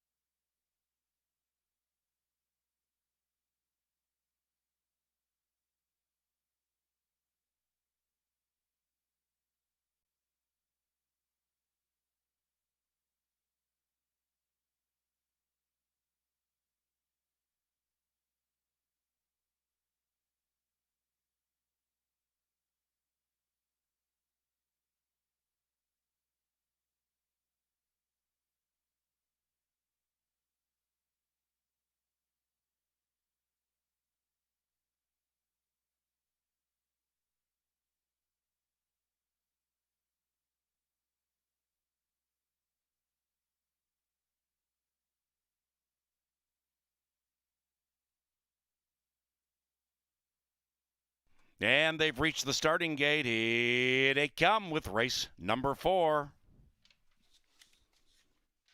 Anna, 5-1. Make that 6-5.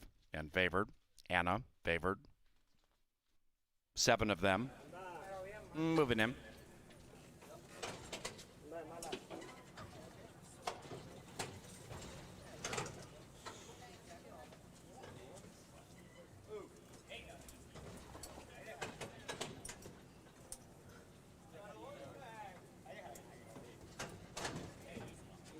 All in. And they're racing.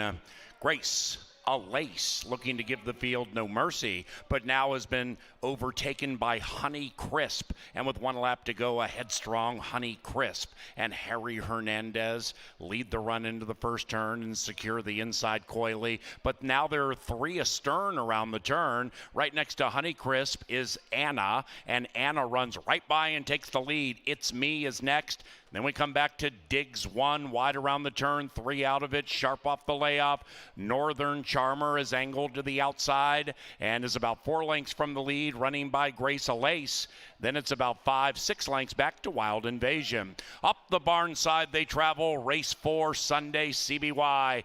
Anna and Lindy Wade show the way by 2. In second, It's Me. After that, Honey Crisp.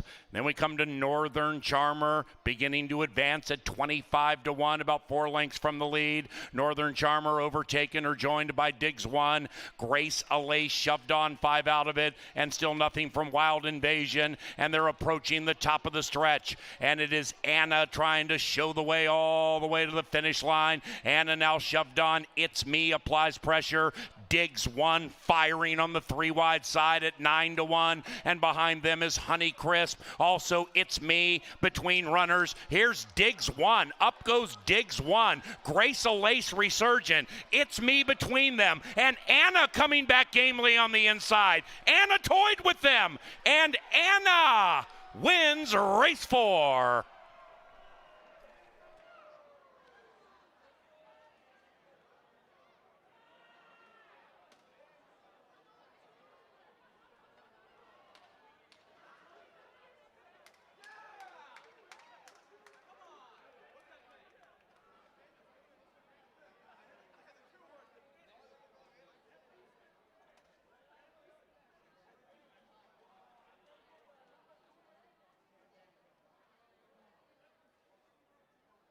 Number 5, Anna, unofficially first. 5, 6, and a photo.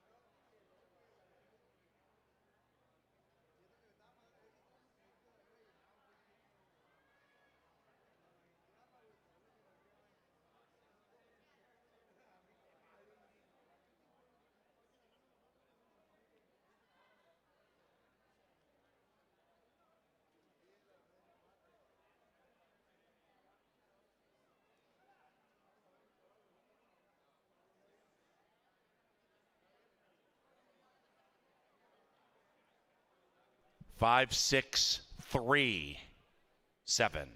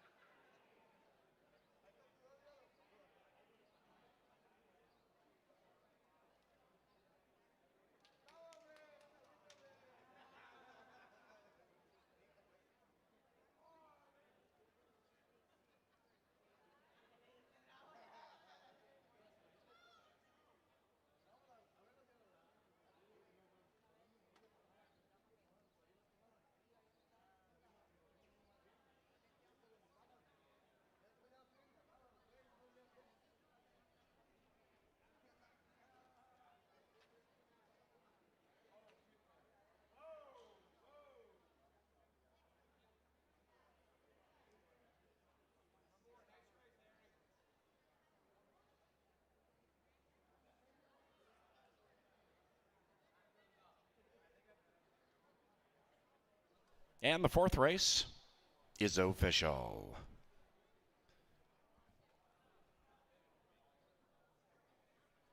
The post time pick 4 with the 10% takeout, 56.25.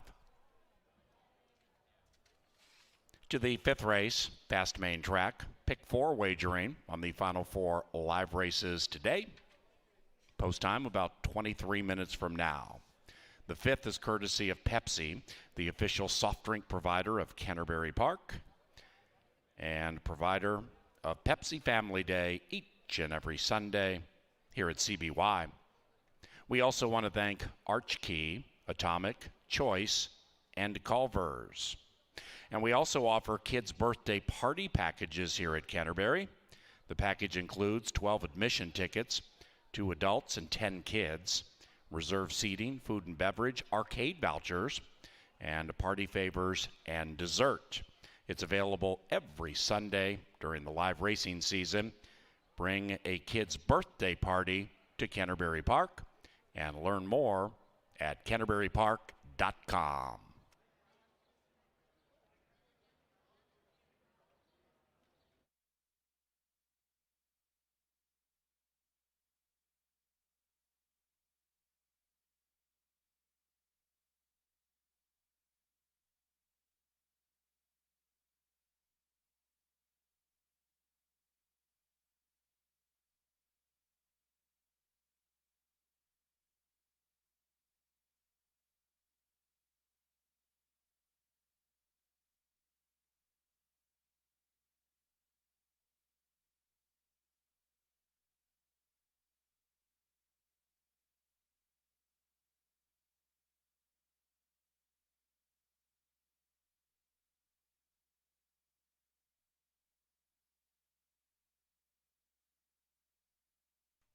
Into the winner's enclosure, it is Anna.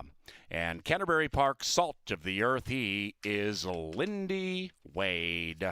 The winning owners, Jeff Zlonis and Steve Goldfine. And the winning trainer, Gary Shear.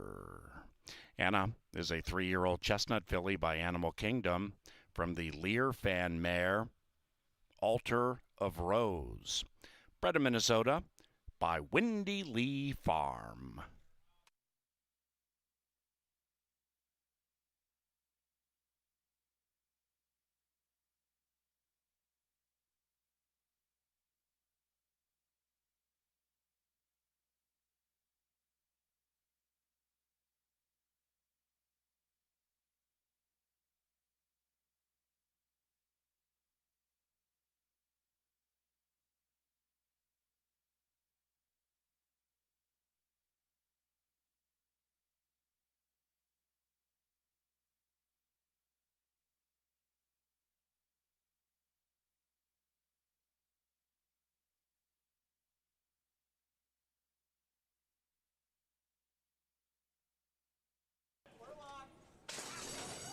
And they're racing Grace Lace, looking to give the field no mercy, but now has been overtaken by Honey Crisp. And with 1 lap to go, a headstrong Honey Crisp and Harry Hernandez lead the run into the first turn and secure the inside coyly. But now there are 3 astern around the turn. Right next to Honey Crisp is Anna, and Anna runs right by and takes the lead. It's Me is next. Then we come back to Diggs 1, wide around the turn, 3 out of it, sharp off the layoff.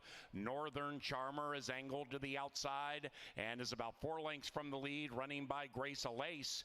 Then it's about 5-6 lengths back to Wild Invasion. Up the barn side they travel, race 4, Sunday, CBY. Anna and Lindy Wade show the way by 2. In second, It's Me. After that, Honey Crisp. Then we come to Northern Charmer, beginning to advance at 25-1, about 4 lengths from the lead. Northern Charmer overtaken or joined by Diggs 1. Grace Allay shoved on 5 out of it, and still nothing from Wild Invasion. And they're approaching the top of the stretch. And it is Anna trying to show the way all the way to the finish line. Anna now shoved on. It's Me applies pressure. Diggs 1 firing on the 3 wide side at 9-1. And behind them is Honey Crisp. Also, It's Me between runners. Here's Diggs 1. Up goes Diggs 1. Grace Lace resurgent. It's Me between them. And Anna coming back gamely on the inside. Anna toyed with them. And Anna wins race 4.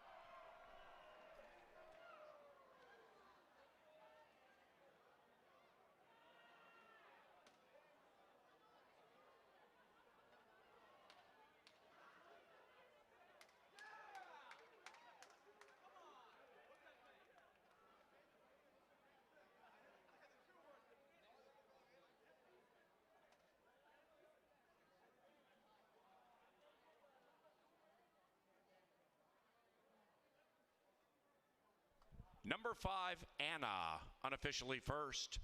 5.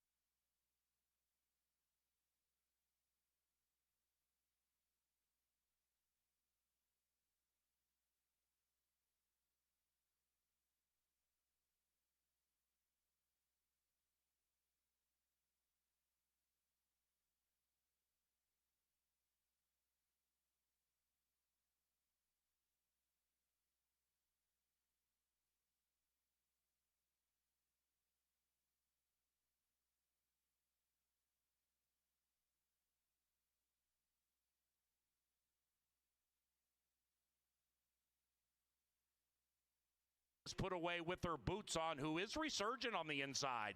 With her boots on, coming right back on Chocolate Freckles, and now apparently has put Chocolate Freckles away. It is With Her Boots On. Number 1 is number 1 in race 1, With Her Boots On, kicking up dust in the winner's circle.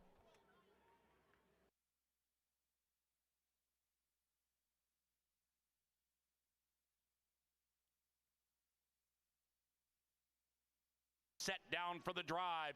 Big Pete looking to become resurgent, but not looking good. After that, it is Just Because, and they're chasing Calico Joe. Here's Mike Calante with a fast run on the outside, but it's too late.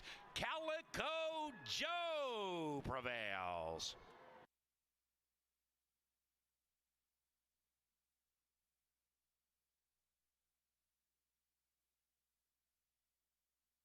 inside.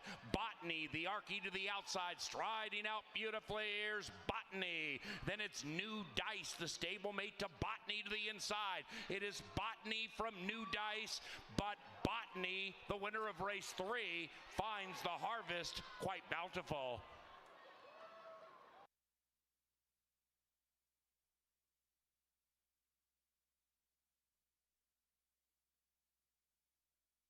Also, It's Me between runners. Here's Diggs 1.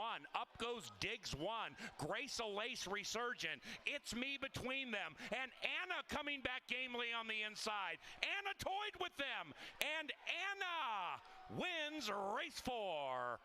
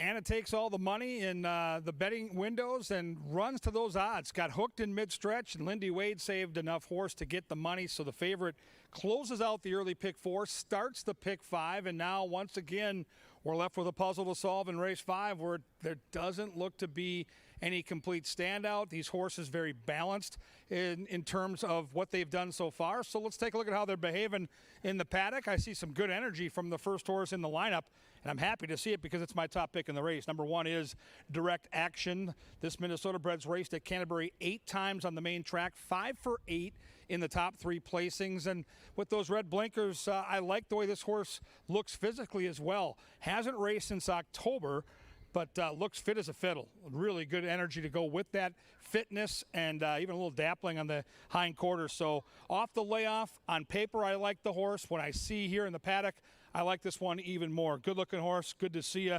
That is Direct Action at a square, 4-1. Paul Allen really likes Halo's Laddie. He talked about it in our Today at the Races program.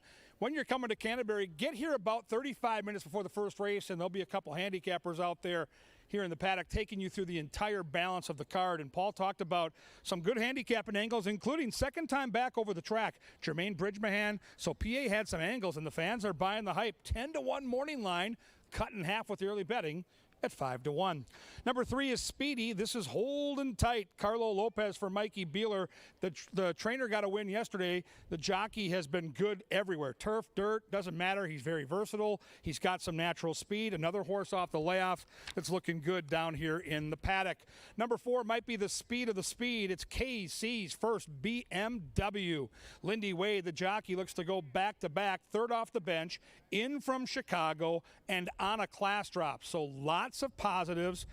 I saw a lot of speed in the race, though. I mentioned Holding Tight. This horse has speed. Angie thinks her horse on the outside's got speed.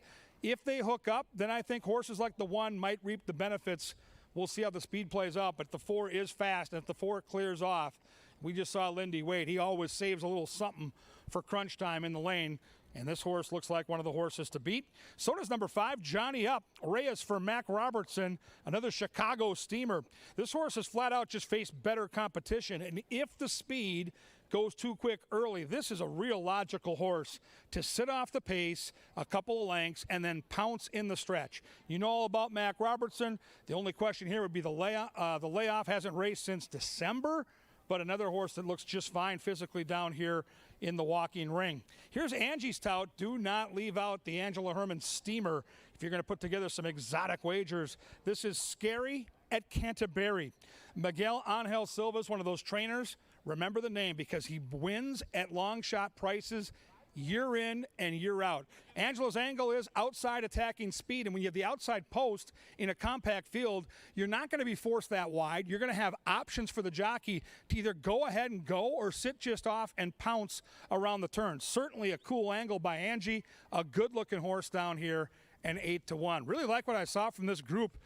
Just a six-pack, but again, you can see the balance that this field has on paper. Also, just how good they are looking physically down here in the paddock. It's a real warm day here in Shakopee, but none of these horses are overheating. They all look like they're ready for battle. It's a lot of fun. You can always find betting value here at Canterbury. The 10% takeout is the lowest in the industry. Play the post-time pick 4. Play that pick 5 each and every day. And this coming Wednesday, a brand new wager to sink your teeth into. It's the $1 minimum all-turf pick 3. It starts this Wednesday. We've seen this work at places like Glitzy, Keeneland. Try it this Wednesday. The $1 all-turf pick 3 with a 14% takeout. It's a great value for you. 6 of them going 6 furlongs. It's race 5. They'll be at the gate in 8, and then they're going to get it on.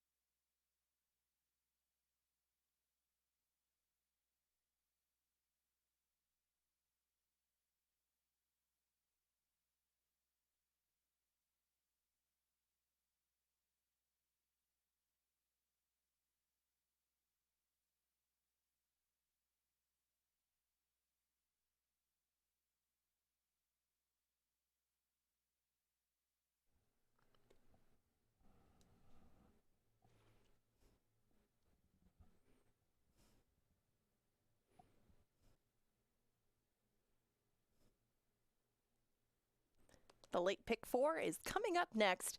So we got to take a stand in there. We got an angle in the last race today. Race 8, Mystifier is my choice on top, and he's going to be a horse that I'm going to both use in the late pick 4 and probably put a win bet on as well. We're going to take a closer look at him, though, as an individual, because you got to dig a little bit deeper with Mystifier to find what you really like about him in this particular spot. Now, he's in an allowance today for Minnesota Breds, and he's going to be on the turf. Now, we'll take a look at his dirt record first. This is his dirt record. He's had 5 starts on a dry track, 3 starts on a wet track. Now, this hasn't always been his favorite surface, but we're going to take a look at recent history and how much better he's performed over it since going to Cody Rosine's barn. He's got a 4th, a 2nd, just beating a neck, and a 2nd. Now, that 4th was on the turf course at Hawthorne, but since going to Cody Rosine, I just wanted to show kind of a progression. This horse has thrown in some good races on a surface that he wasn't necessarily apt to racing on before. Now, he is going to get back to turf, the surface where he broke his maiden. We're going to take a look at the last turf race that he ran here at Canterbury Park, because it was a unique one. It was a 1 3/8, and that one is not in here. All right. Well, Mystifier did run 3rd that day, and we're going to take a look at Cody Rosine first, too. This is Cody Rosine with Minnesota Breds. Now, this is a Minnesota bred race. Mystifier is getting back into Minnesota bred company, and that's a big deal when it comes to Cody Rosine's barn. These are the stats that he has with Minnesota Breds in the last 5 years. Only 10 horses. He's made a number of starts with them. They're 26% together, but it's very important to note this on the right. This is if you bet every one of his horses, his Minnesota Breds, excluding the firsters, with just a flat bet. If you bet them all in the blind, you make a lot of money, and they tend to pay a lot. I don't think that's going to be the case with Mystifier, but it is a solid angle that makes money. That is Mystifier in race number 8. He's the 7.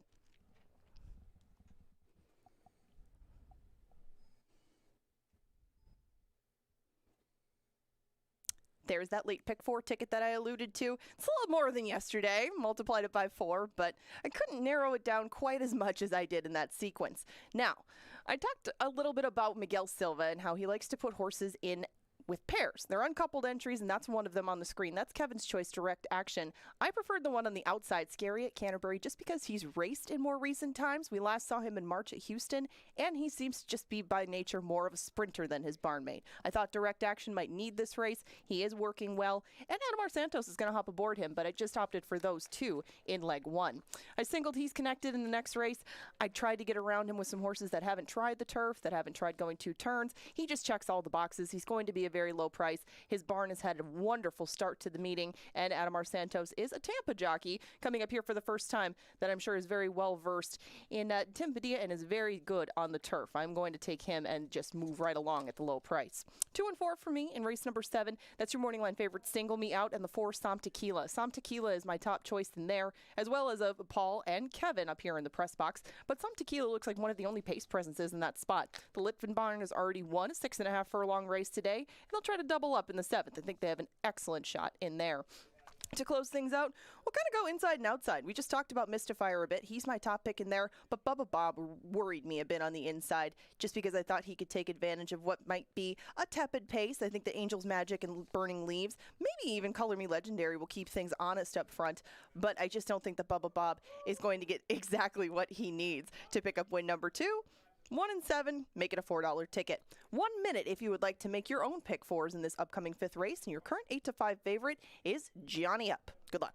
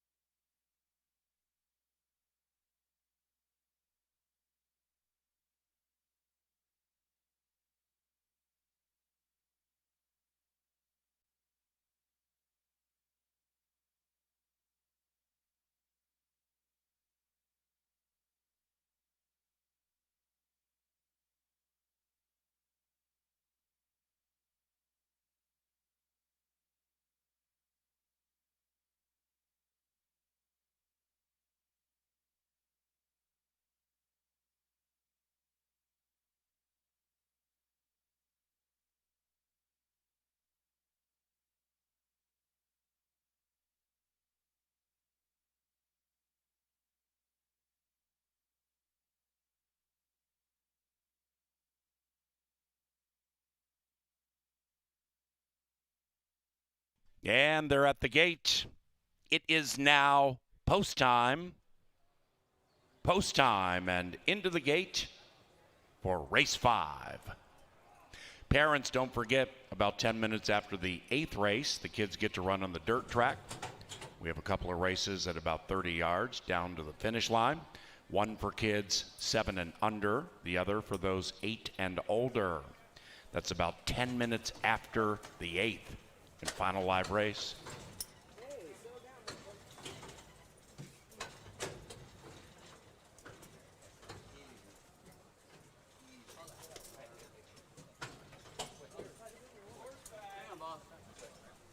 Johnny Up getting a majority of the late, currently favored. And they're racing, and they've broken a perfect line. Johnny Up is ridden for speed. So is Long Shot Scary at Canterbury. That's the 6 way outside, now angling down. Then it's Halo's Laddie, the 2 to the inside. Johnny Up's between them and KC's first BMW. Aggressively splits runners and puts the head in front. After that, Hold in Tight, 5 lengths from the lead. Direct Action is 7 lengths rearmost. They head into the far turn. It's 4-6 battling out supremacy off the far turn. KC's first BMW strolls clear of the Long Shot Scary at Canterbury. Johnny Up takes up the running in second. After that, Hold in Tight, then Direct Action, and Halo's Laddie can see them all. Around about the quarter pole, race 5, CBY. Here's Johnny Up to the outside, and Johnny Up puts those red blinkers in front and runs away from Casey's first BMW. Then it's Direct Action, nobody else of any consequence, and Johnny Up and Frank Reyes are gone. The People's Choice, Johnny Up first.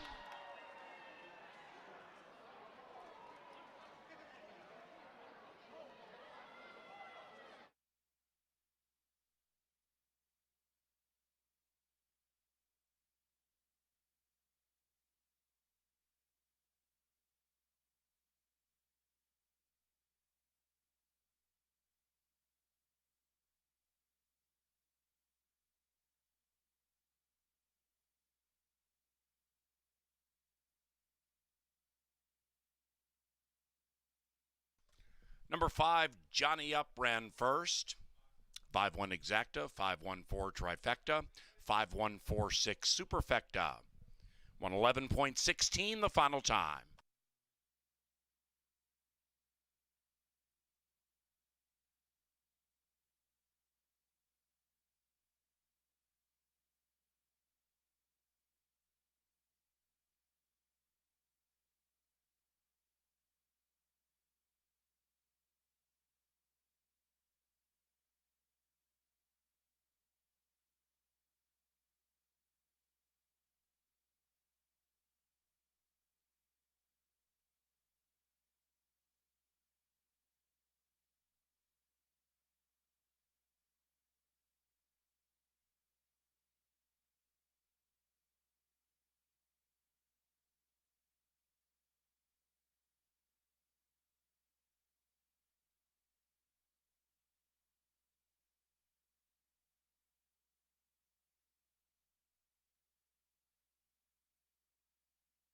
Fifth race, official.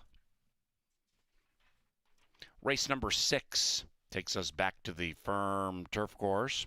We have pick 3 wagering on the final 3 live races today. Pick the winners of races 6, 7, and 8 and hit that pick 3 to close week 2 of racing at Canterbury. No scratches or rider changes in race 6, which is courtesy of the Minnesota Lottery. We also thank Dick Sanitation, Gallagher, and Greystone. And we also thank Quick Trip, the exclusive convenience store of Canterbury Park.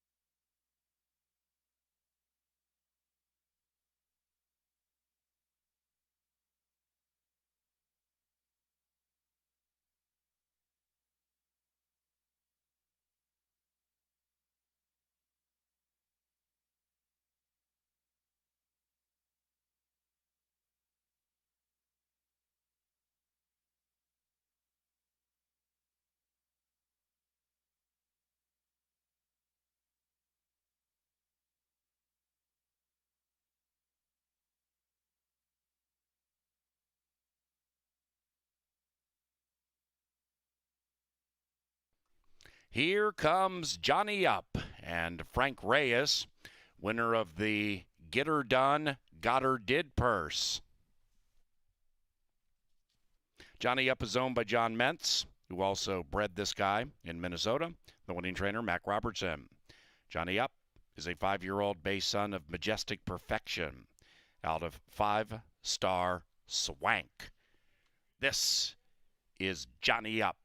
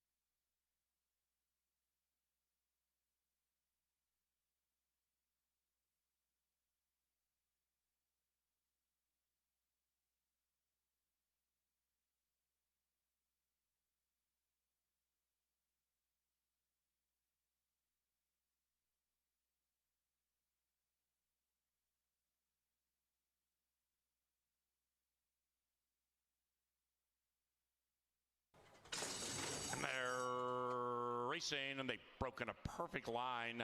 Johnny Up is ridden for speed. So is Long Shot Scary at Canterbury. That's the 6 way outside, now angling down. Then it's Halo's Laddie, the 2 to the inside. Johnny Up's between them, and KC's first BMW aggressively splits runners and puts the head in front. After that, Hold in Tight, 5 lengths from the lead. Direct Action is 7 lengths rearmost. They head into the far turn. It's 4-6 battling out supremacy off the far turn.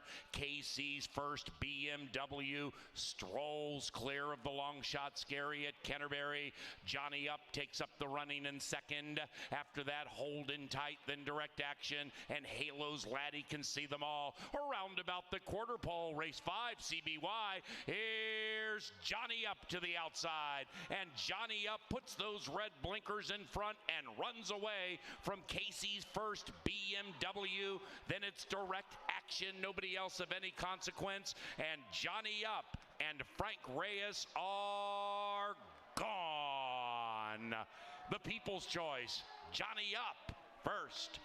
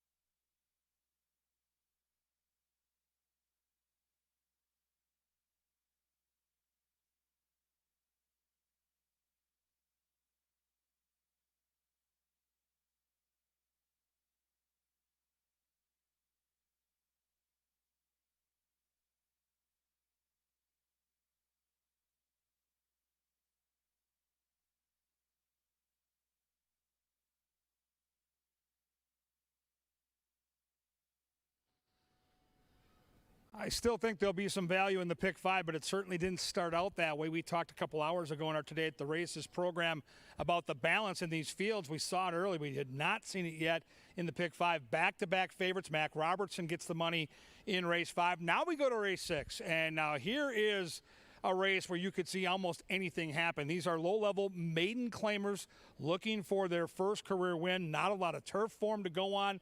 So I was looking for a Tampa shipper with some speed from the inside, and that's why I settled in on He's Connected, the 1. Now, at low odds, am I going to make a win bet? Probably not. But look at that betting board right now. That does tell the story of this race. Nobody is double digits. Everybody is getting some money bet on them. And so if you can find the exacta or the trifecta here, that's a bet small, win big possibility. I think the 1 deserves a long look to get a piece inside with Santos. The Padilla barn going well right now. 1, I'd like to see a little more energy. So far, I'm not loving what I'm seeing in the paddock, but I'm going to give the horse a chance to kind of warm to the task. Boy, the 2 horses full of energy. Look at the arched neck. Look at the muscle. Look at just the verb that this horse is showing. Just an excellent procession here. The 2, Mr. Insensitive. I didn't have this horse kind of in my mix when I looked at the race on paper, but now that I'm watching this horse in the paddock, certainly has caught my eye. A long shot at 7-1. It is Mr. Insensitive. Number 3 is Kurt's Choice. Gallardo for Mac Robertson. This is a good connection, folks. When you see Gallardo riding for Mr. Mac, pay attention. They are potent. Mac comes off a win.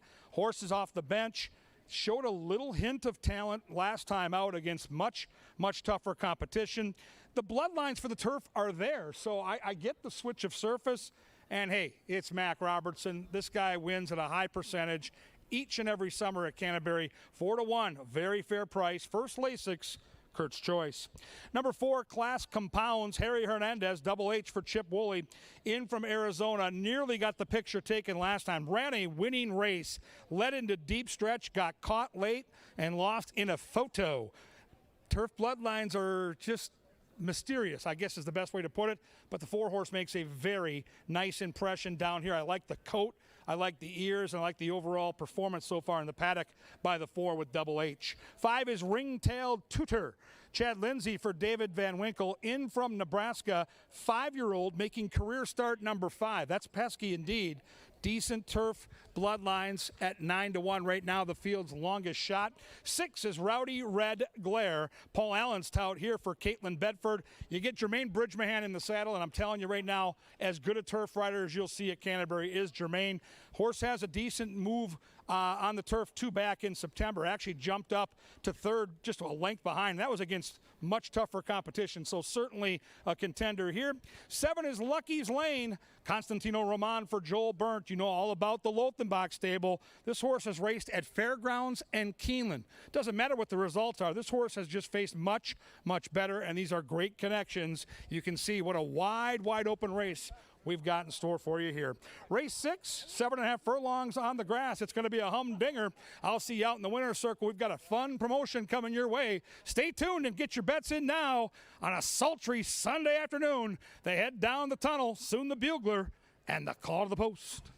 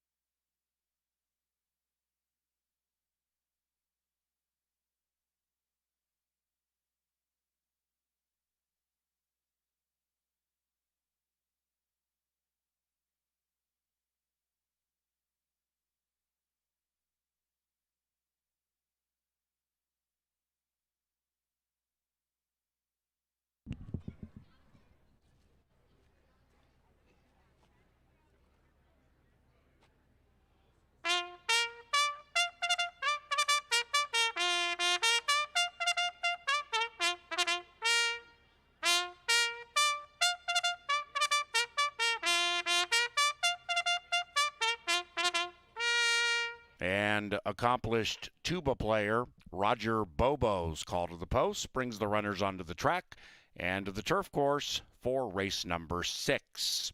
The turf is firm. The turf is firm, people. 5 minutes.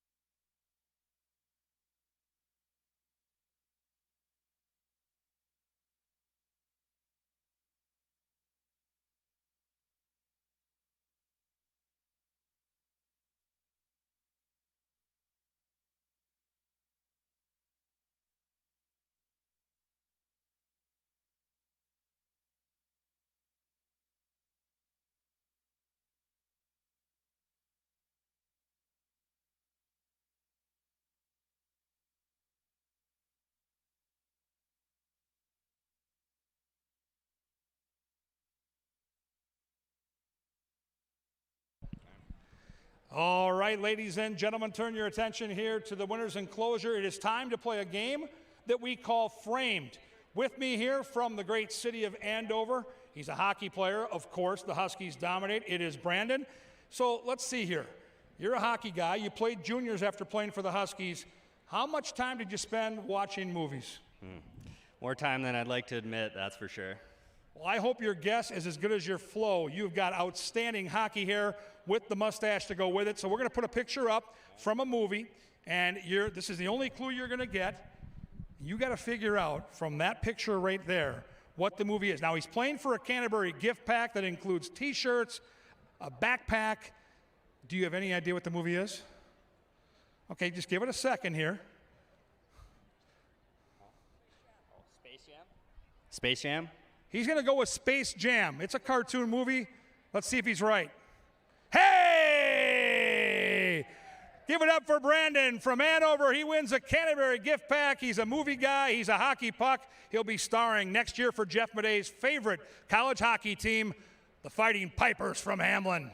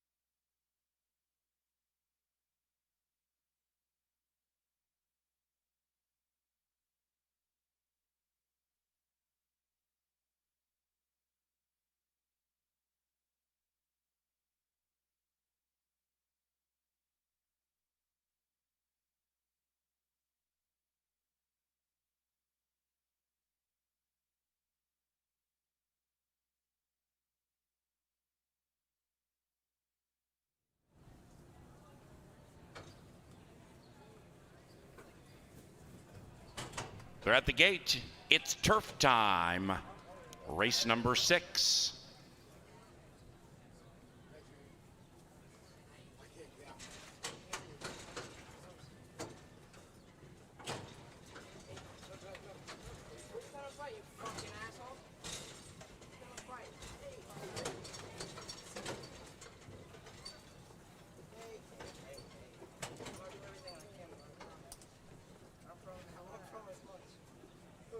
Rowdy Reglair.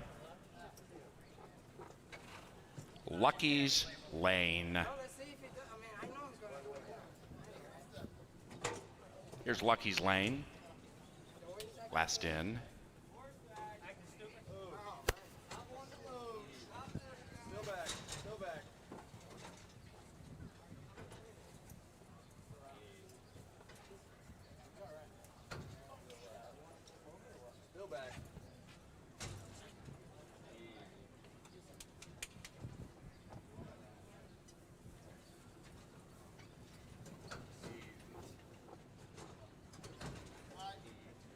Maidens on the turf, and here they are. And they're racing. Tight beginning for Rowdy Red Glare. Pinch back to last, and now is rank. Kurt's Choice bet down to the 7-5 favorite.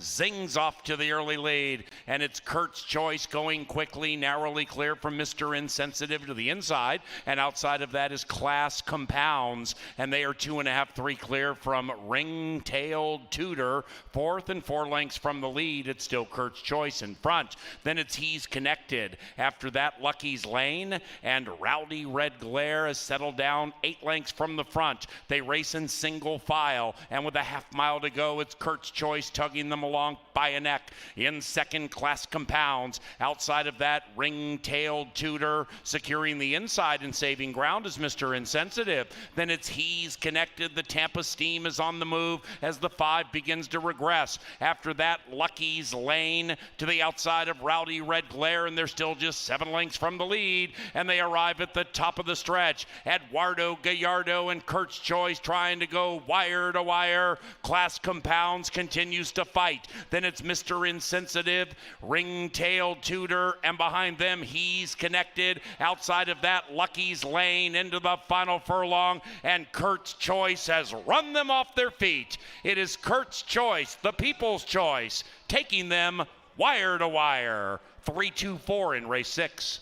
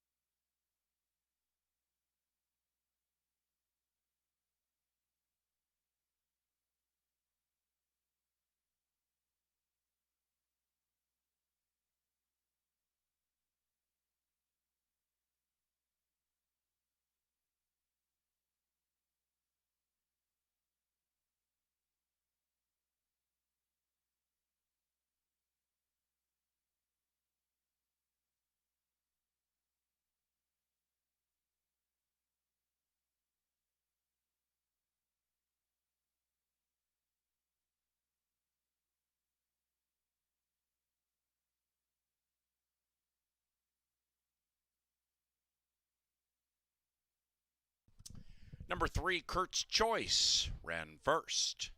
It's 3-2-4-7, but it's not official.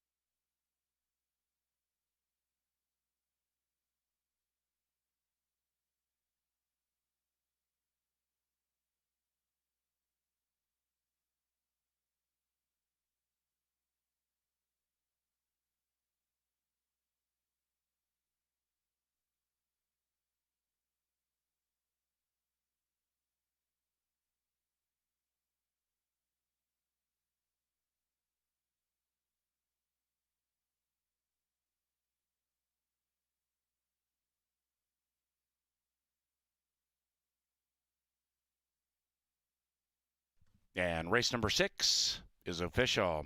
Trifecta paid $54, favorite on top. 10-cent Superfecta, $45.81, favorite on top. We head to the 7th. It's the penultimate for the 2-day racing week. It is our final dirt track race this week. No scratches, no rider changes. Thank you, Atomic Data, the preferred IT solutions provider for Canterbury Park. Also, thank you, JTR Roofing, Think Realty, and Turtles.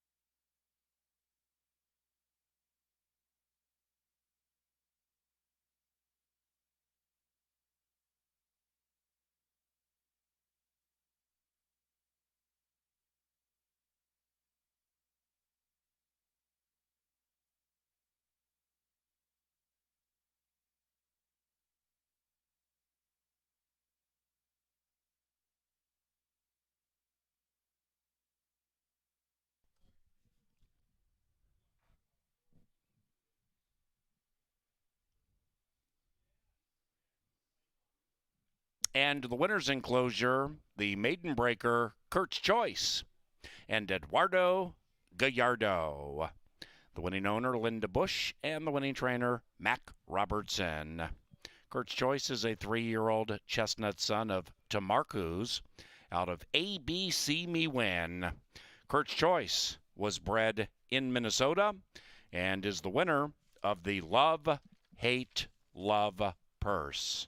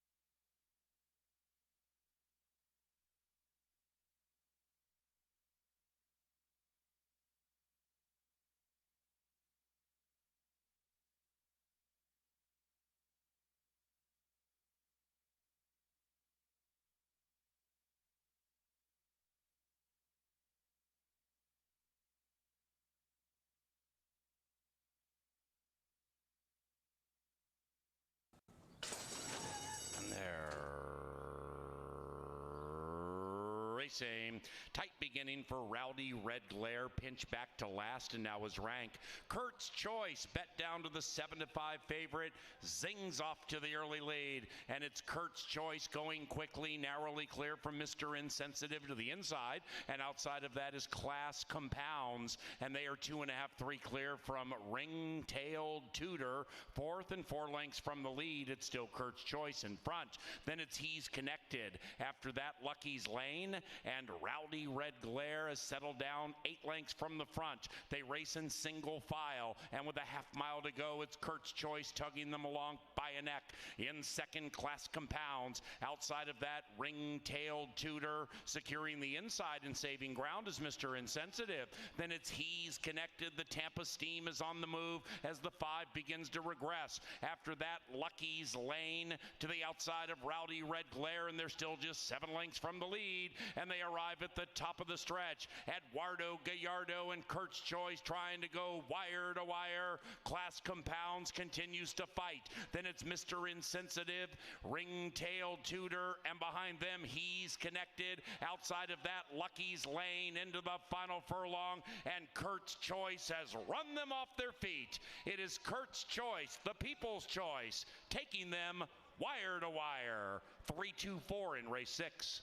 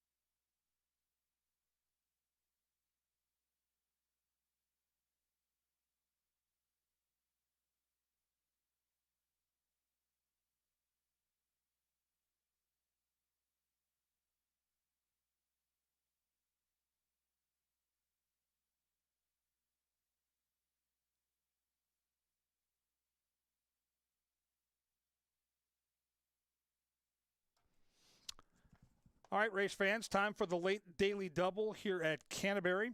Eduardo Gallardo takes them all the way. Mac Robertson goes back to back, and speed has been good on our turf. Keep that in mind as you get ready for Wednesday's debut of the $1 Turf Pick 3. That'll happen this Wednesday. And also, if you're a fan of the game and want to get up close and personal with some of the people that make the game go, try a stable tour or breakfast on the rail. Head to CanterburyPark.com. These tours are one of a kind. You go behind the scenes and hear from the trainers, the jockeys, the owners that make this game so extraordinary. Mark Irving, a part of the stable tours and all over the track, former jockey here at Canterbury. He'll hook you up with a great time. Go to CanterburyPark.com and come on out and enjoy some time at Canterbury away from the races. But right now, we'll focus on this 7th event, 6.5 furlongs, and here they are. There's a good look at number 1, top of the game. Carlo Lopez gets the call for Robertino Diodoro. In from Fauner Park in Nebraska. Should be plenty fit. Knows how to win, too. 18 career victories for the old 10-year-old. Looking good down here in the paddock, kind of ambling along and ready to rock and roll at 8-1. How about the early wagering on the deuce? Single me out with Double H, Harry Hernandez, 4-5 up on the board. This horse has good speed figures, has knocked heads with some toughies at Santa Anita, Del Mar, and Golden Gate. The hard part for me on the win equation is 3 for 39 lifetime. A little bit camera shy, but boy, the horse looks terrific here physically in the paddock. Single me out, good stalking speed, terrific jockey, going to be a handful here. Number 4 gets the biggest change in the game. First time gelding. It's Big League Benny. Constantino Roman for Bernal Roan. The trainer Roan came off a nice win yesterday at 5-1 score that Angela had. We'll see what Big League Benny can do. 12 starts at Canterbury on the main track, 7 for 12 in the trifecta. Certainly likes it here and certainly offering a square price again on the board at that 5-1 number. I'm bullish in this race. I really like Sam Tequila. There is my guy again, Eduardo Gallardo, looking to go back-to-back. He's got early speed. Trainer Nevada Litford, really one of the stories of the early season. His horses are scoring at prices. Love the price right now. If we can lock in at 4-1 right now, I'd be thrilled. I like this horse's form from Oaklawn Park. I think this horse has enough speed to be in good position when they turn for home. Number 5 is Release the Beast. Release the Beast is ridden by Luis Valenzuela, trained by Vic Hansen. Hansen already has a long shot score on the 2023 season meet. In from Will Rogers, a touch of closing kick. So if the pace is fast, I would expect the 5 can do some damage in the lane. The pesky part of the equation is 6 tries on the Canterbury main track, has never made it inside the top 3, so has yet to hit the trifecta, but good long shot connections nonetheless. Number 6 is Tizona. Make sure every day that you're getting your copy of the Star Tribune or going online. Jay Litza, wonderful handicapper.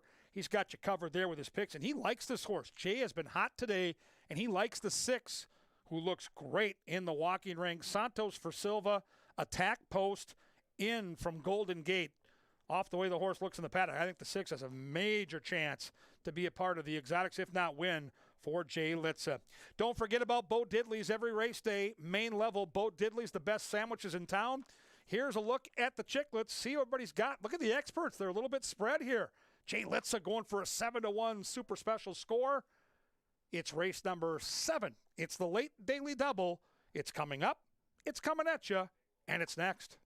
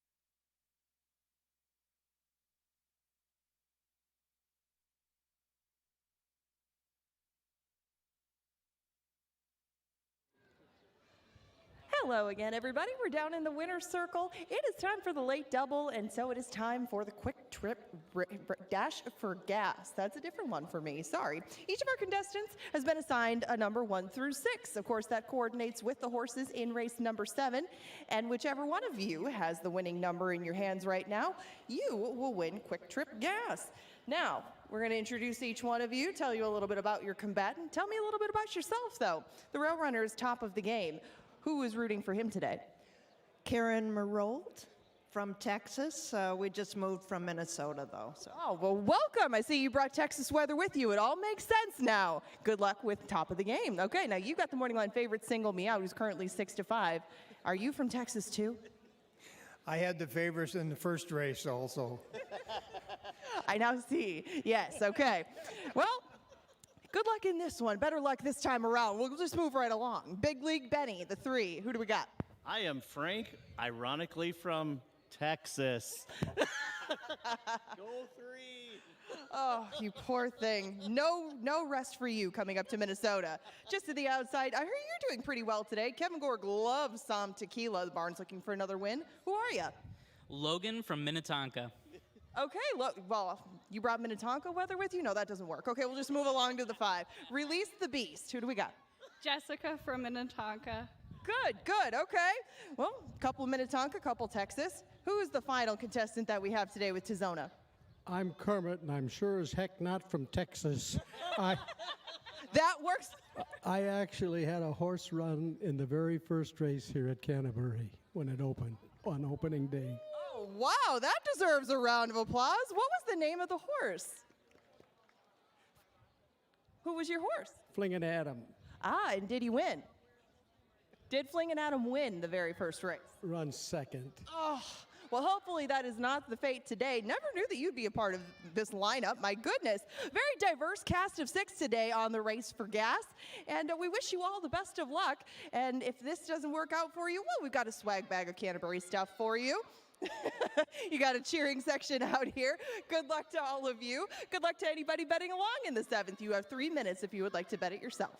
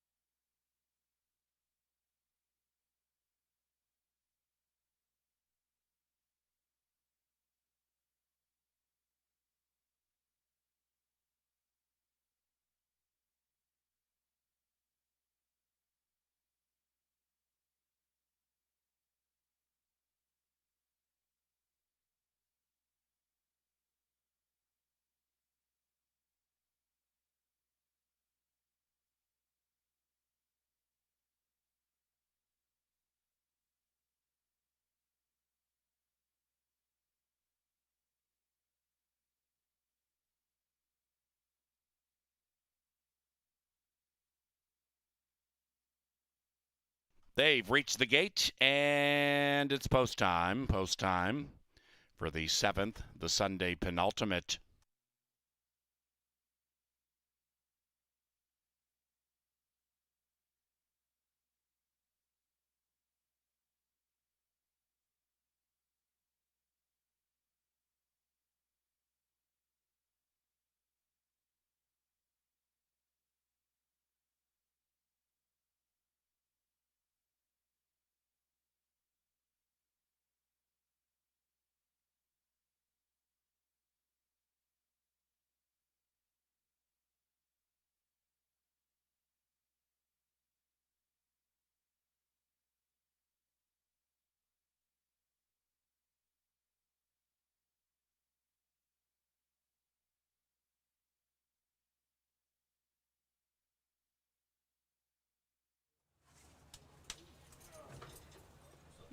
Rovinen.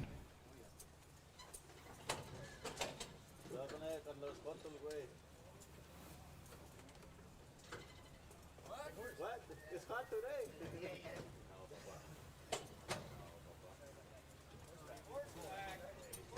Single Me Out, heavily favored.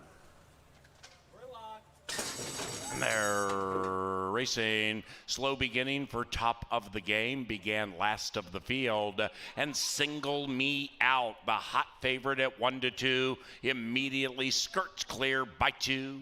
After that, Tizona to the outside of Release the Beast. A recovering top of the game now moves up to 4th, and Single Me Out races well off the inside in path 3, and the hot favorite holds the lead by a half, but their challengers inside and out. Top of the game from last right up to a joint second with Tizona. After that, Release the Beast. Som Tequila's on the move. That's the 4, beginning to swing into action, and Big League Benny would swing for the fences from 9 out of it.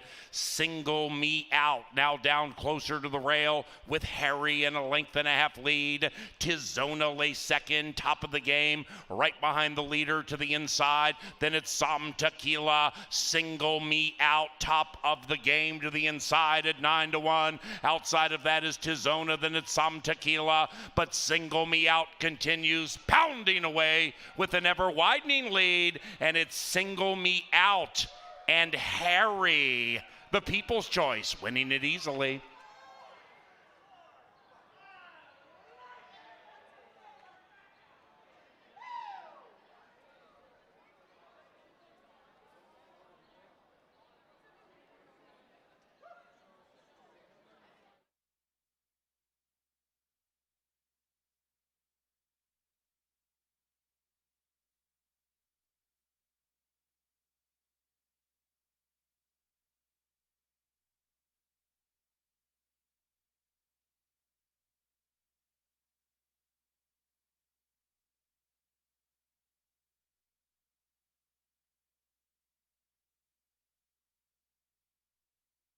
The Deuce, Single Me Out first. 2-1-4-6. Final time 117.02.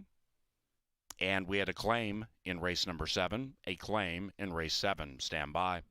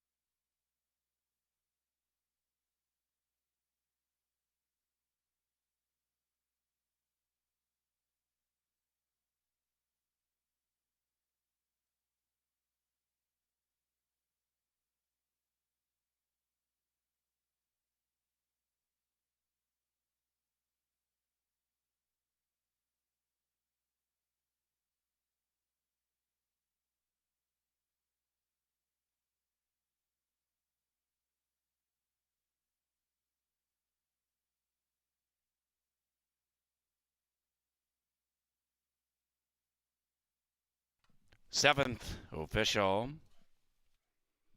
The 8th race, final live race today, 22 minutes from now. Firm turf course to finish festivities. Big field in race number 8. And parents, don't forget, about 10 minutes after race 8, the kids get to run on the racetrack. And you can assemble by the winner's enclosure following race number 8.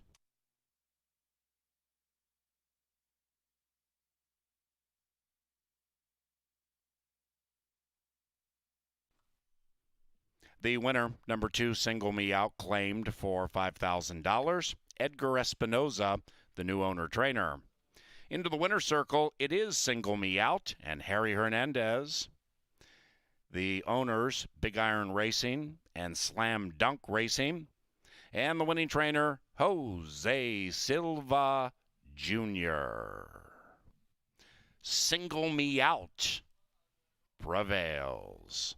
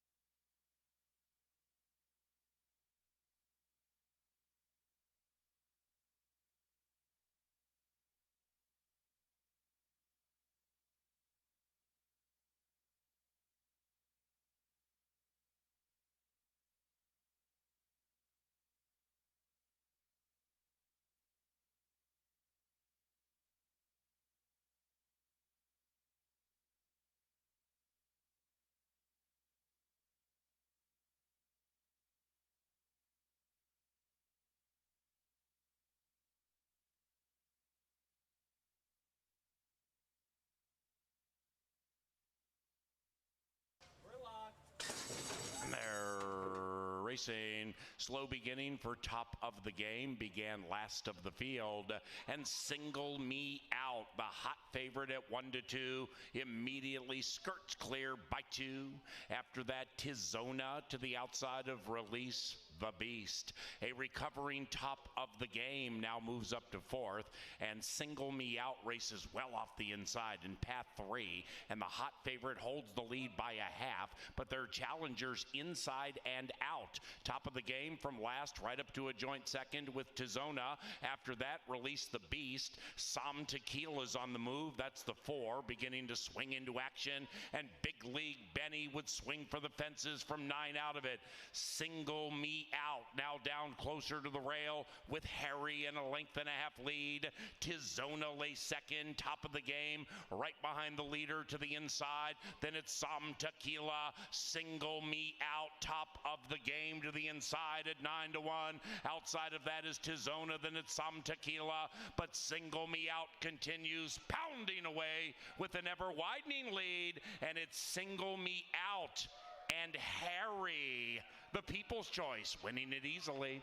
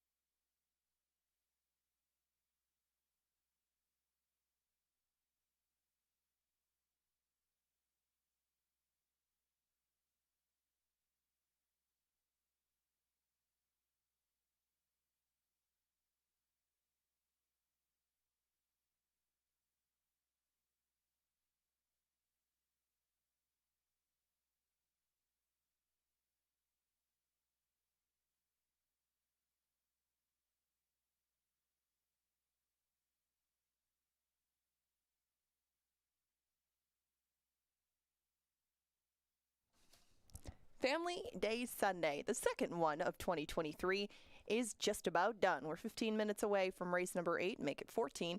And this I thought was one of the more contentious ones of the day. I mean, I really like a horse in here, but as far as vertical players, I think that this race provided the most in that respect. Oh, and the Minnesota bred races at this time of year, I know are a little bit more difficult to pick apart just because we haven't seen them in so long. But when you look at the 8th, just based on your observations over these first 2 weekends, is there anything that would change your mind in here from your original top pick of Burning Leaves?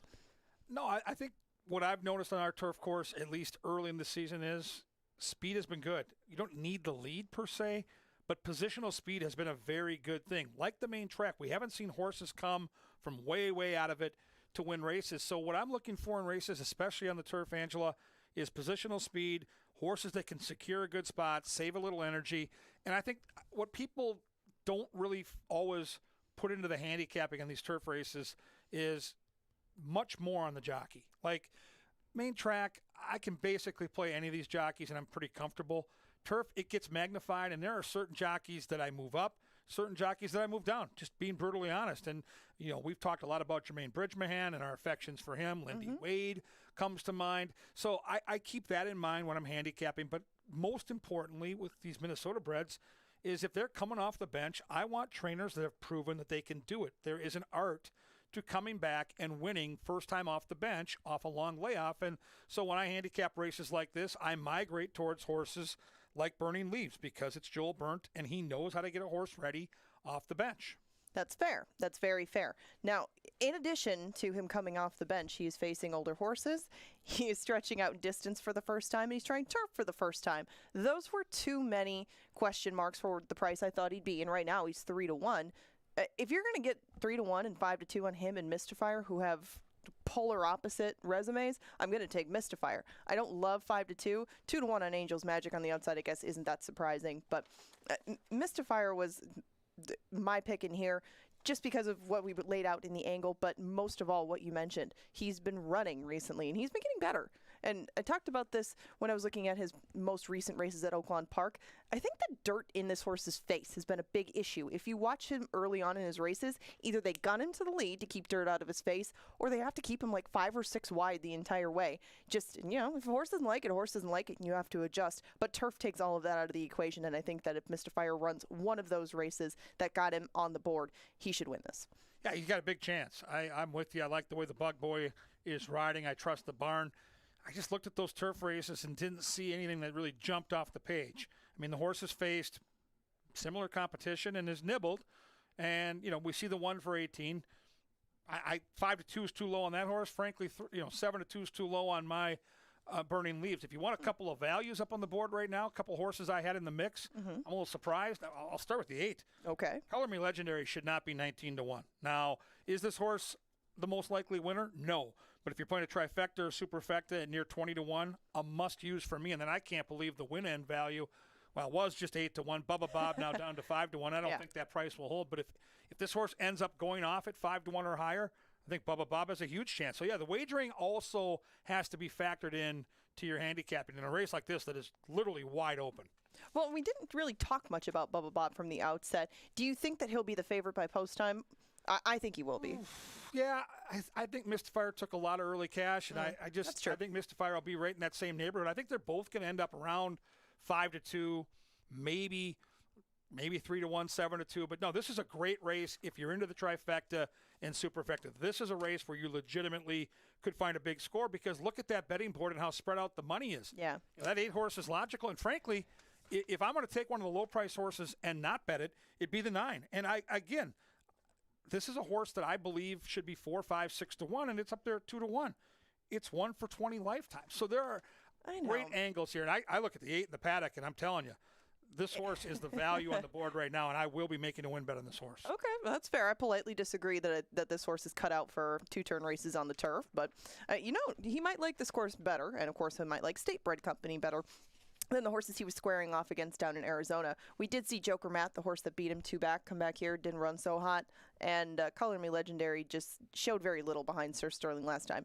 Now, granted, that was on the dirt, that was going one turn, but he had run well on that course before. That was my main concern with Color Me Legendary. Maybe he just isn't the horse that we saw last year, but Valerie Lund is patient, so maybe she's just got some things she needed to work out since January to May, and perhaps this is his breakout day on the turf. I bet against it, but you get 17-1 if you think that's the case. I'm going to try a little $20 win bet on the 8 here just because of the value on the board. I think 4 still my most likely winner. Burning Leaves. Angela, all about Mystifier, who I completely respect and love the way the Bug Boy is riding. Hey, we're back Wednesday. We finally get some great weather here, some turf racing. We got a $1 Turf Pick 3 that debuts this Wednesday. You got to come out and be a part of that. We got great drink specials. We'll have some fun music playing. We'll play contest games. Yeah. And Saturday, it's a Belmont. The Belmont Stakes is Saturday. We've got the Bulldogs on Sunday. It's going to be a big weekend. Start your weekend out, though, on Wednesday with us. 5 o'clock first post. Belmont Day. Of course, the Belmont starts with racing from New York. Grade 1 races all day, early, like 10 o'clock in the morning, and we'll go all the way through Canterbury's first post at 5 o'clock. Bulldogs running on Sunday. Here's Sir Leonard Diker. Take it away.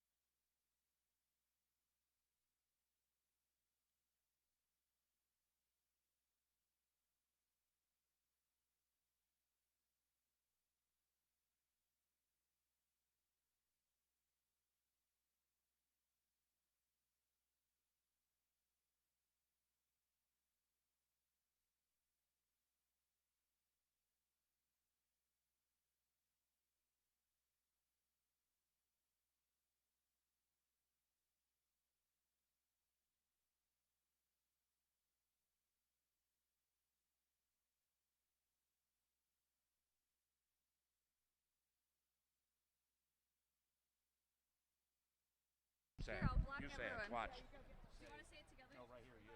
Say almost there. Almost there.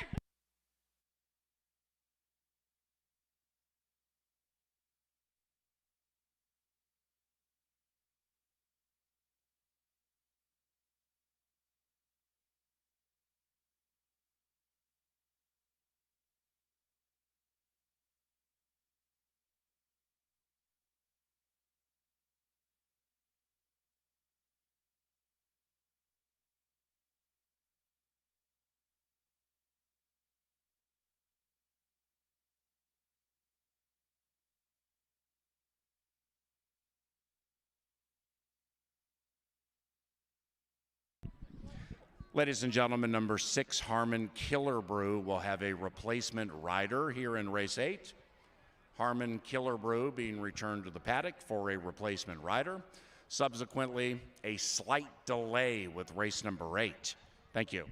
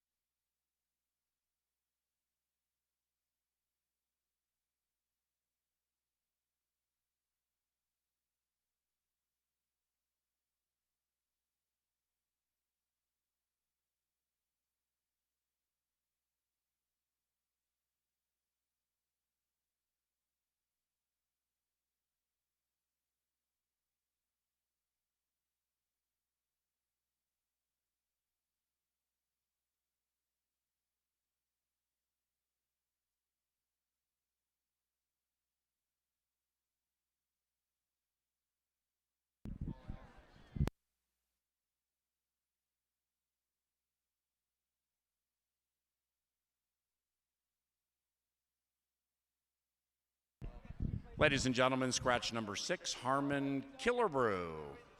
Number 6 has been scratched. Refunds available for win, play, show, exacta, trifecta, and superfecta wagers involving number 6, Harmon Killer Brew. There will be a consolation double paid to number 6 from the winner of race 7. Pick 3, 4, and 5 wagers involving number 6, Harmon Killer Brew. They head to the starting favorite in race 8. So the horses will head back to the gate, re-engage with their riders, and race number 8 will take off shortly.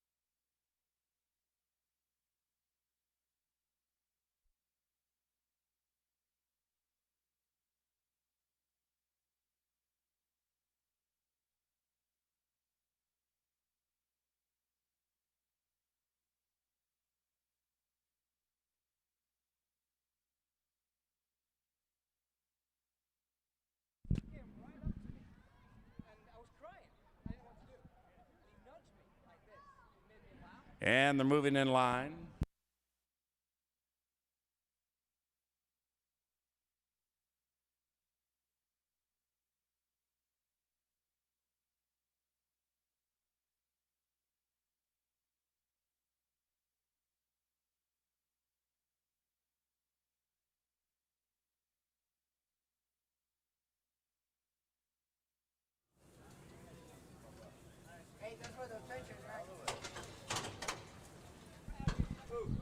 Angels Magic 2-1. Bubba Bob 2.5-1.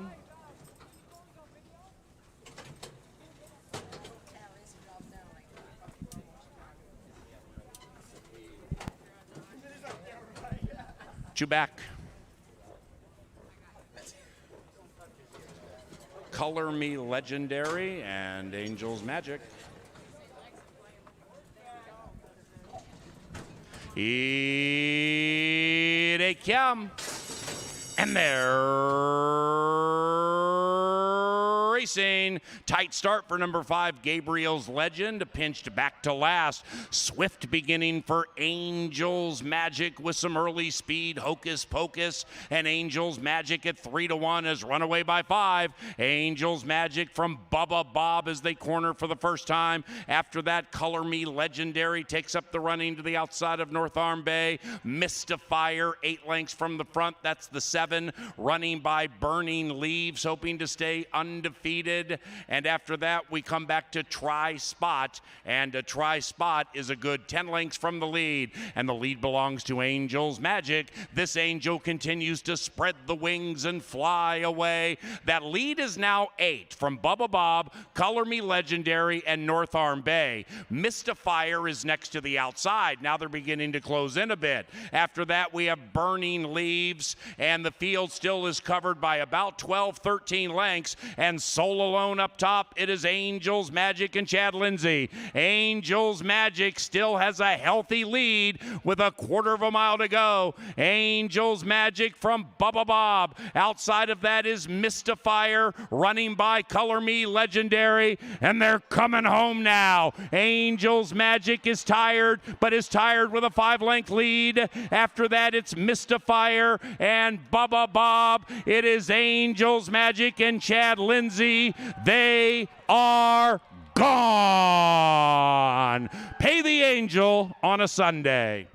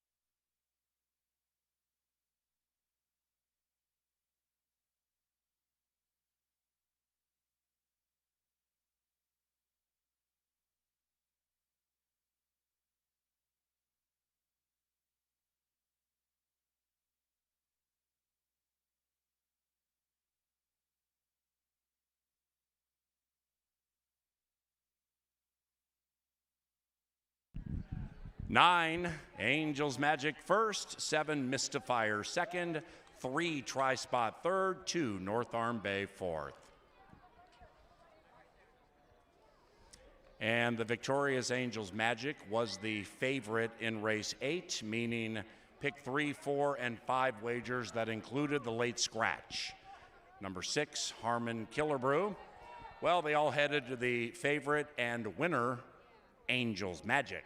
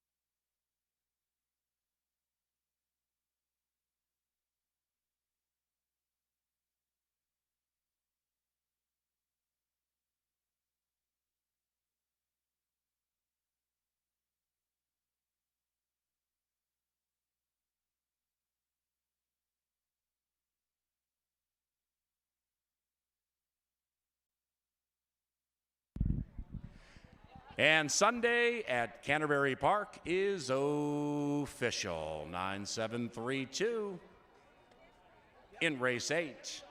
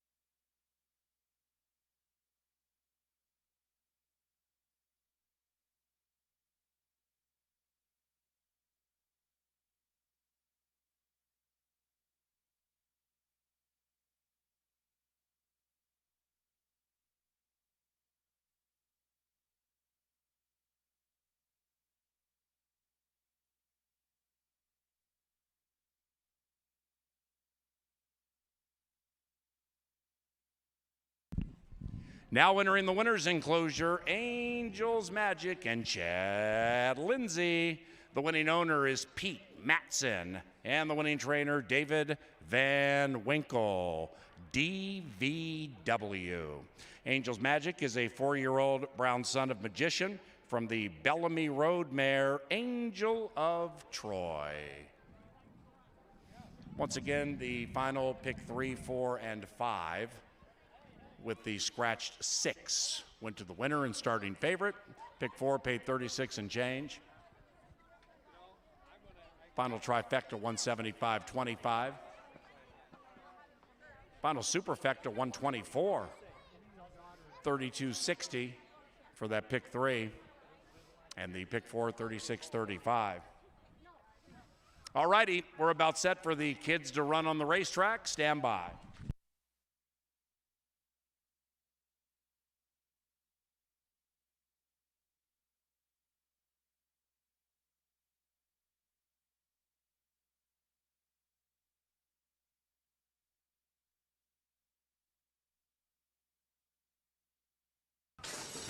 And they're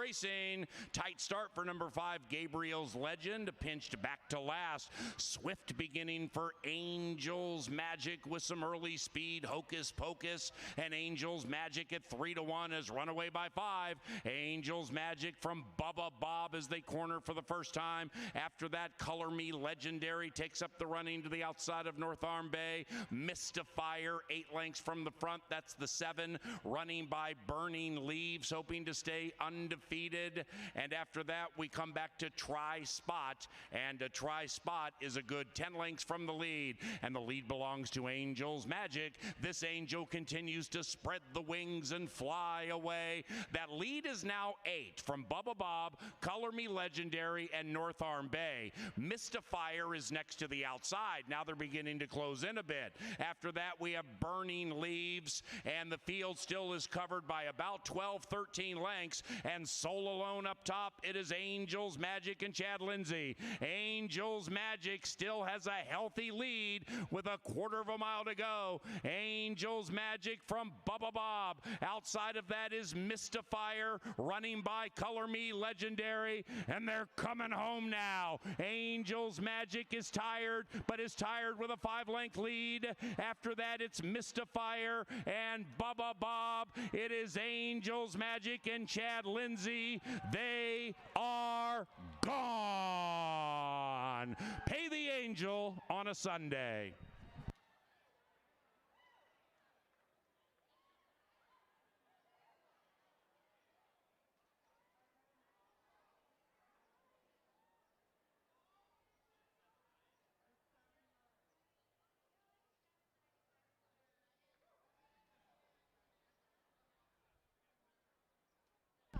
All righty, kids, here we go. Kids 7 years of age and younger. Head out behind the makeshift line. You're going to run down to the finish line, turn around and run back. Go all the way to the inside, kids. Keep moving inside, kids.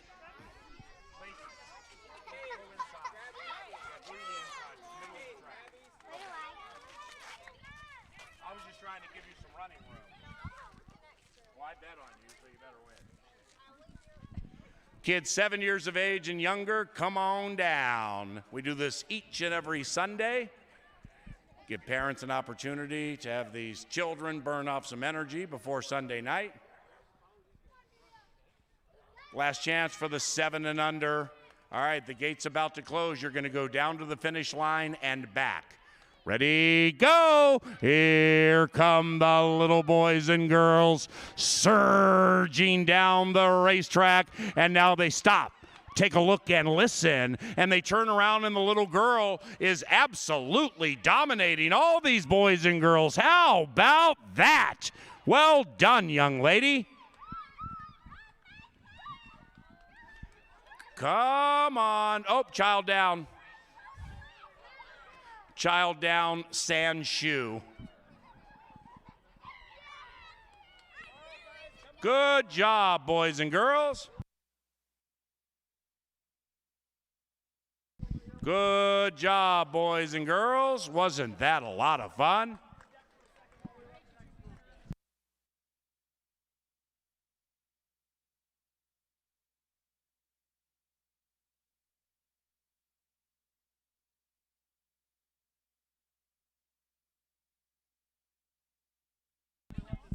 Boys and girls, 8 years of age and older, stand by. Y'all gonna be next.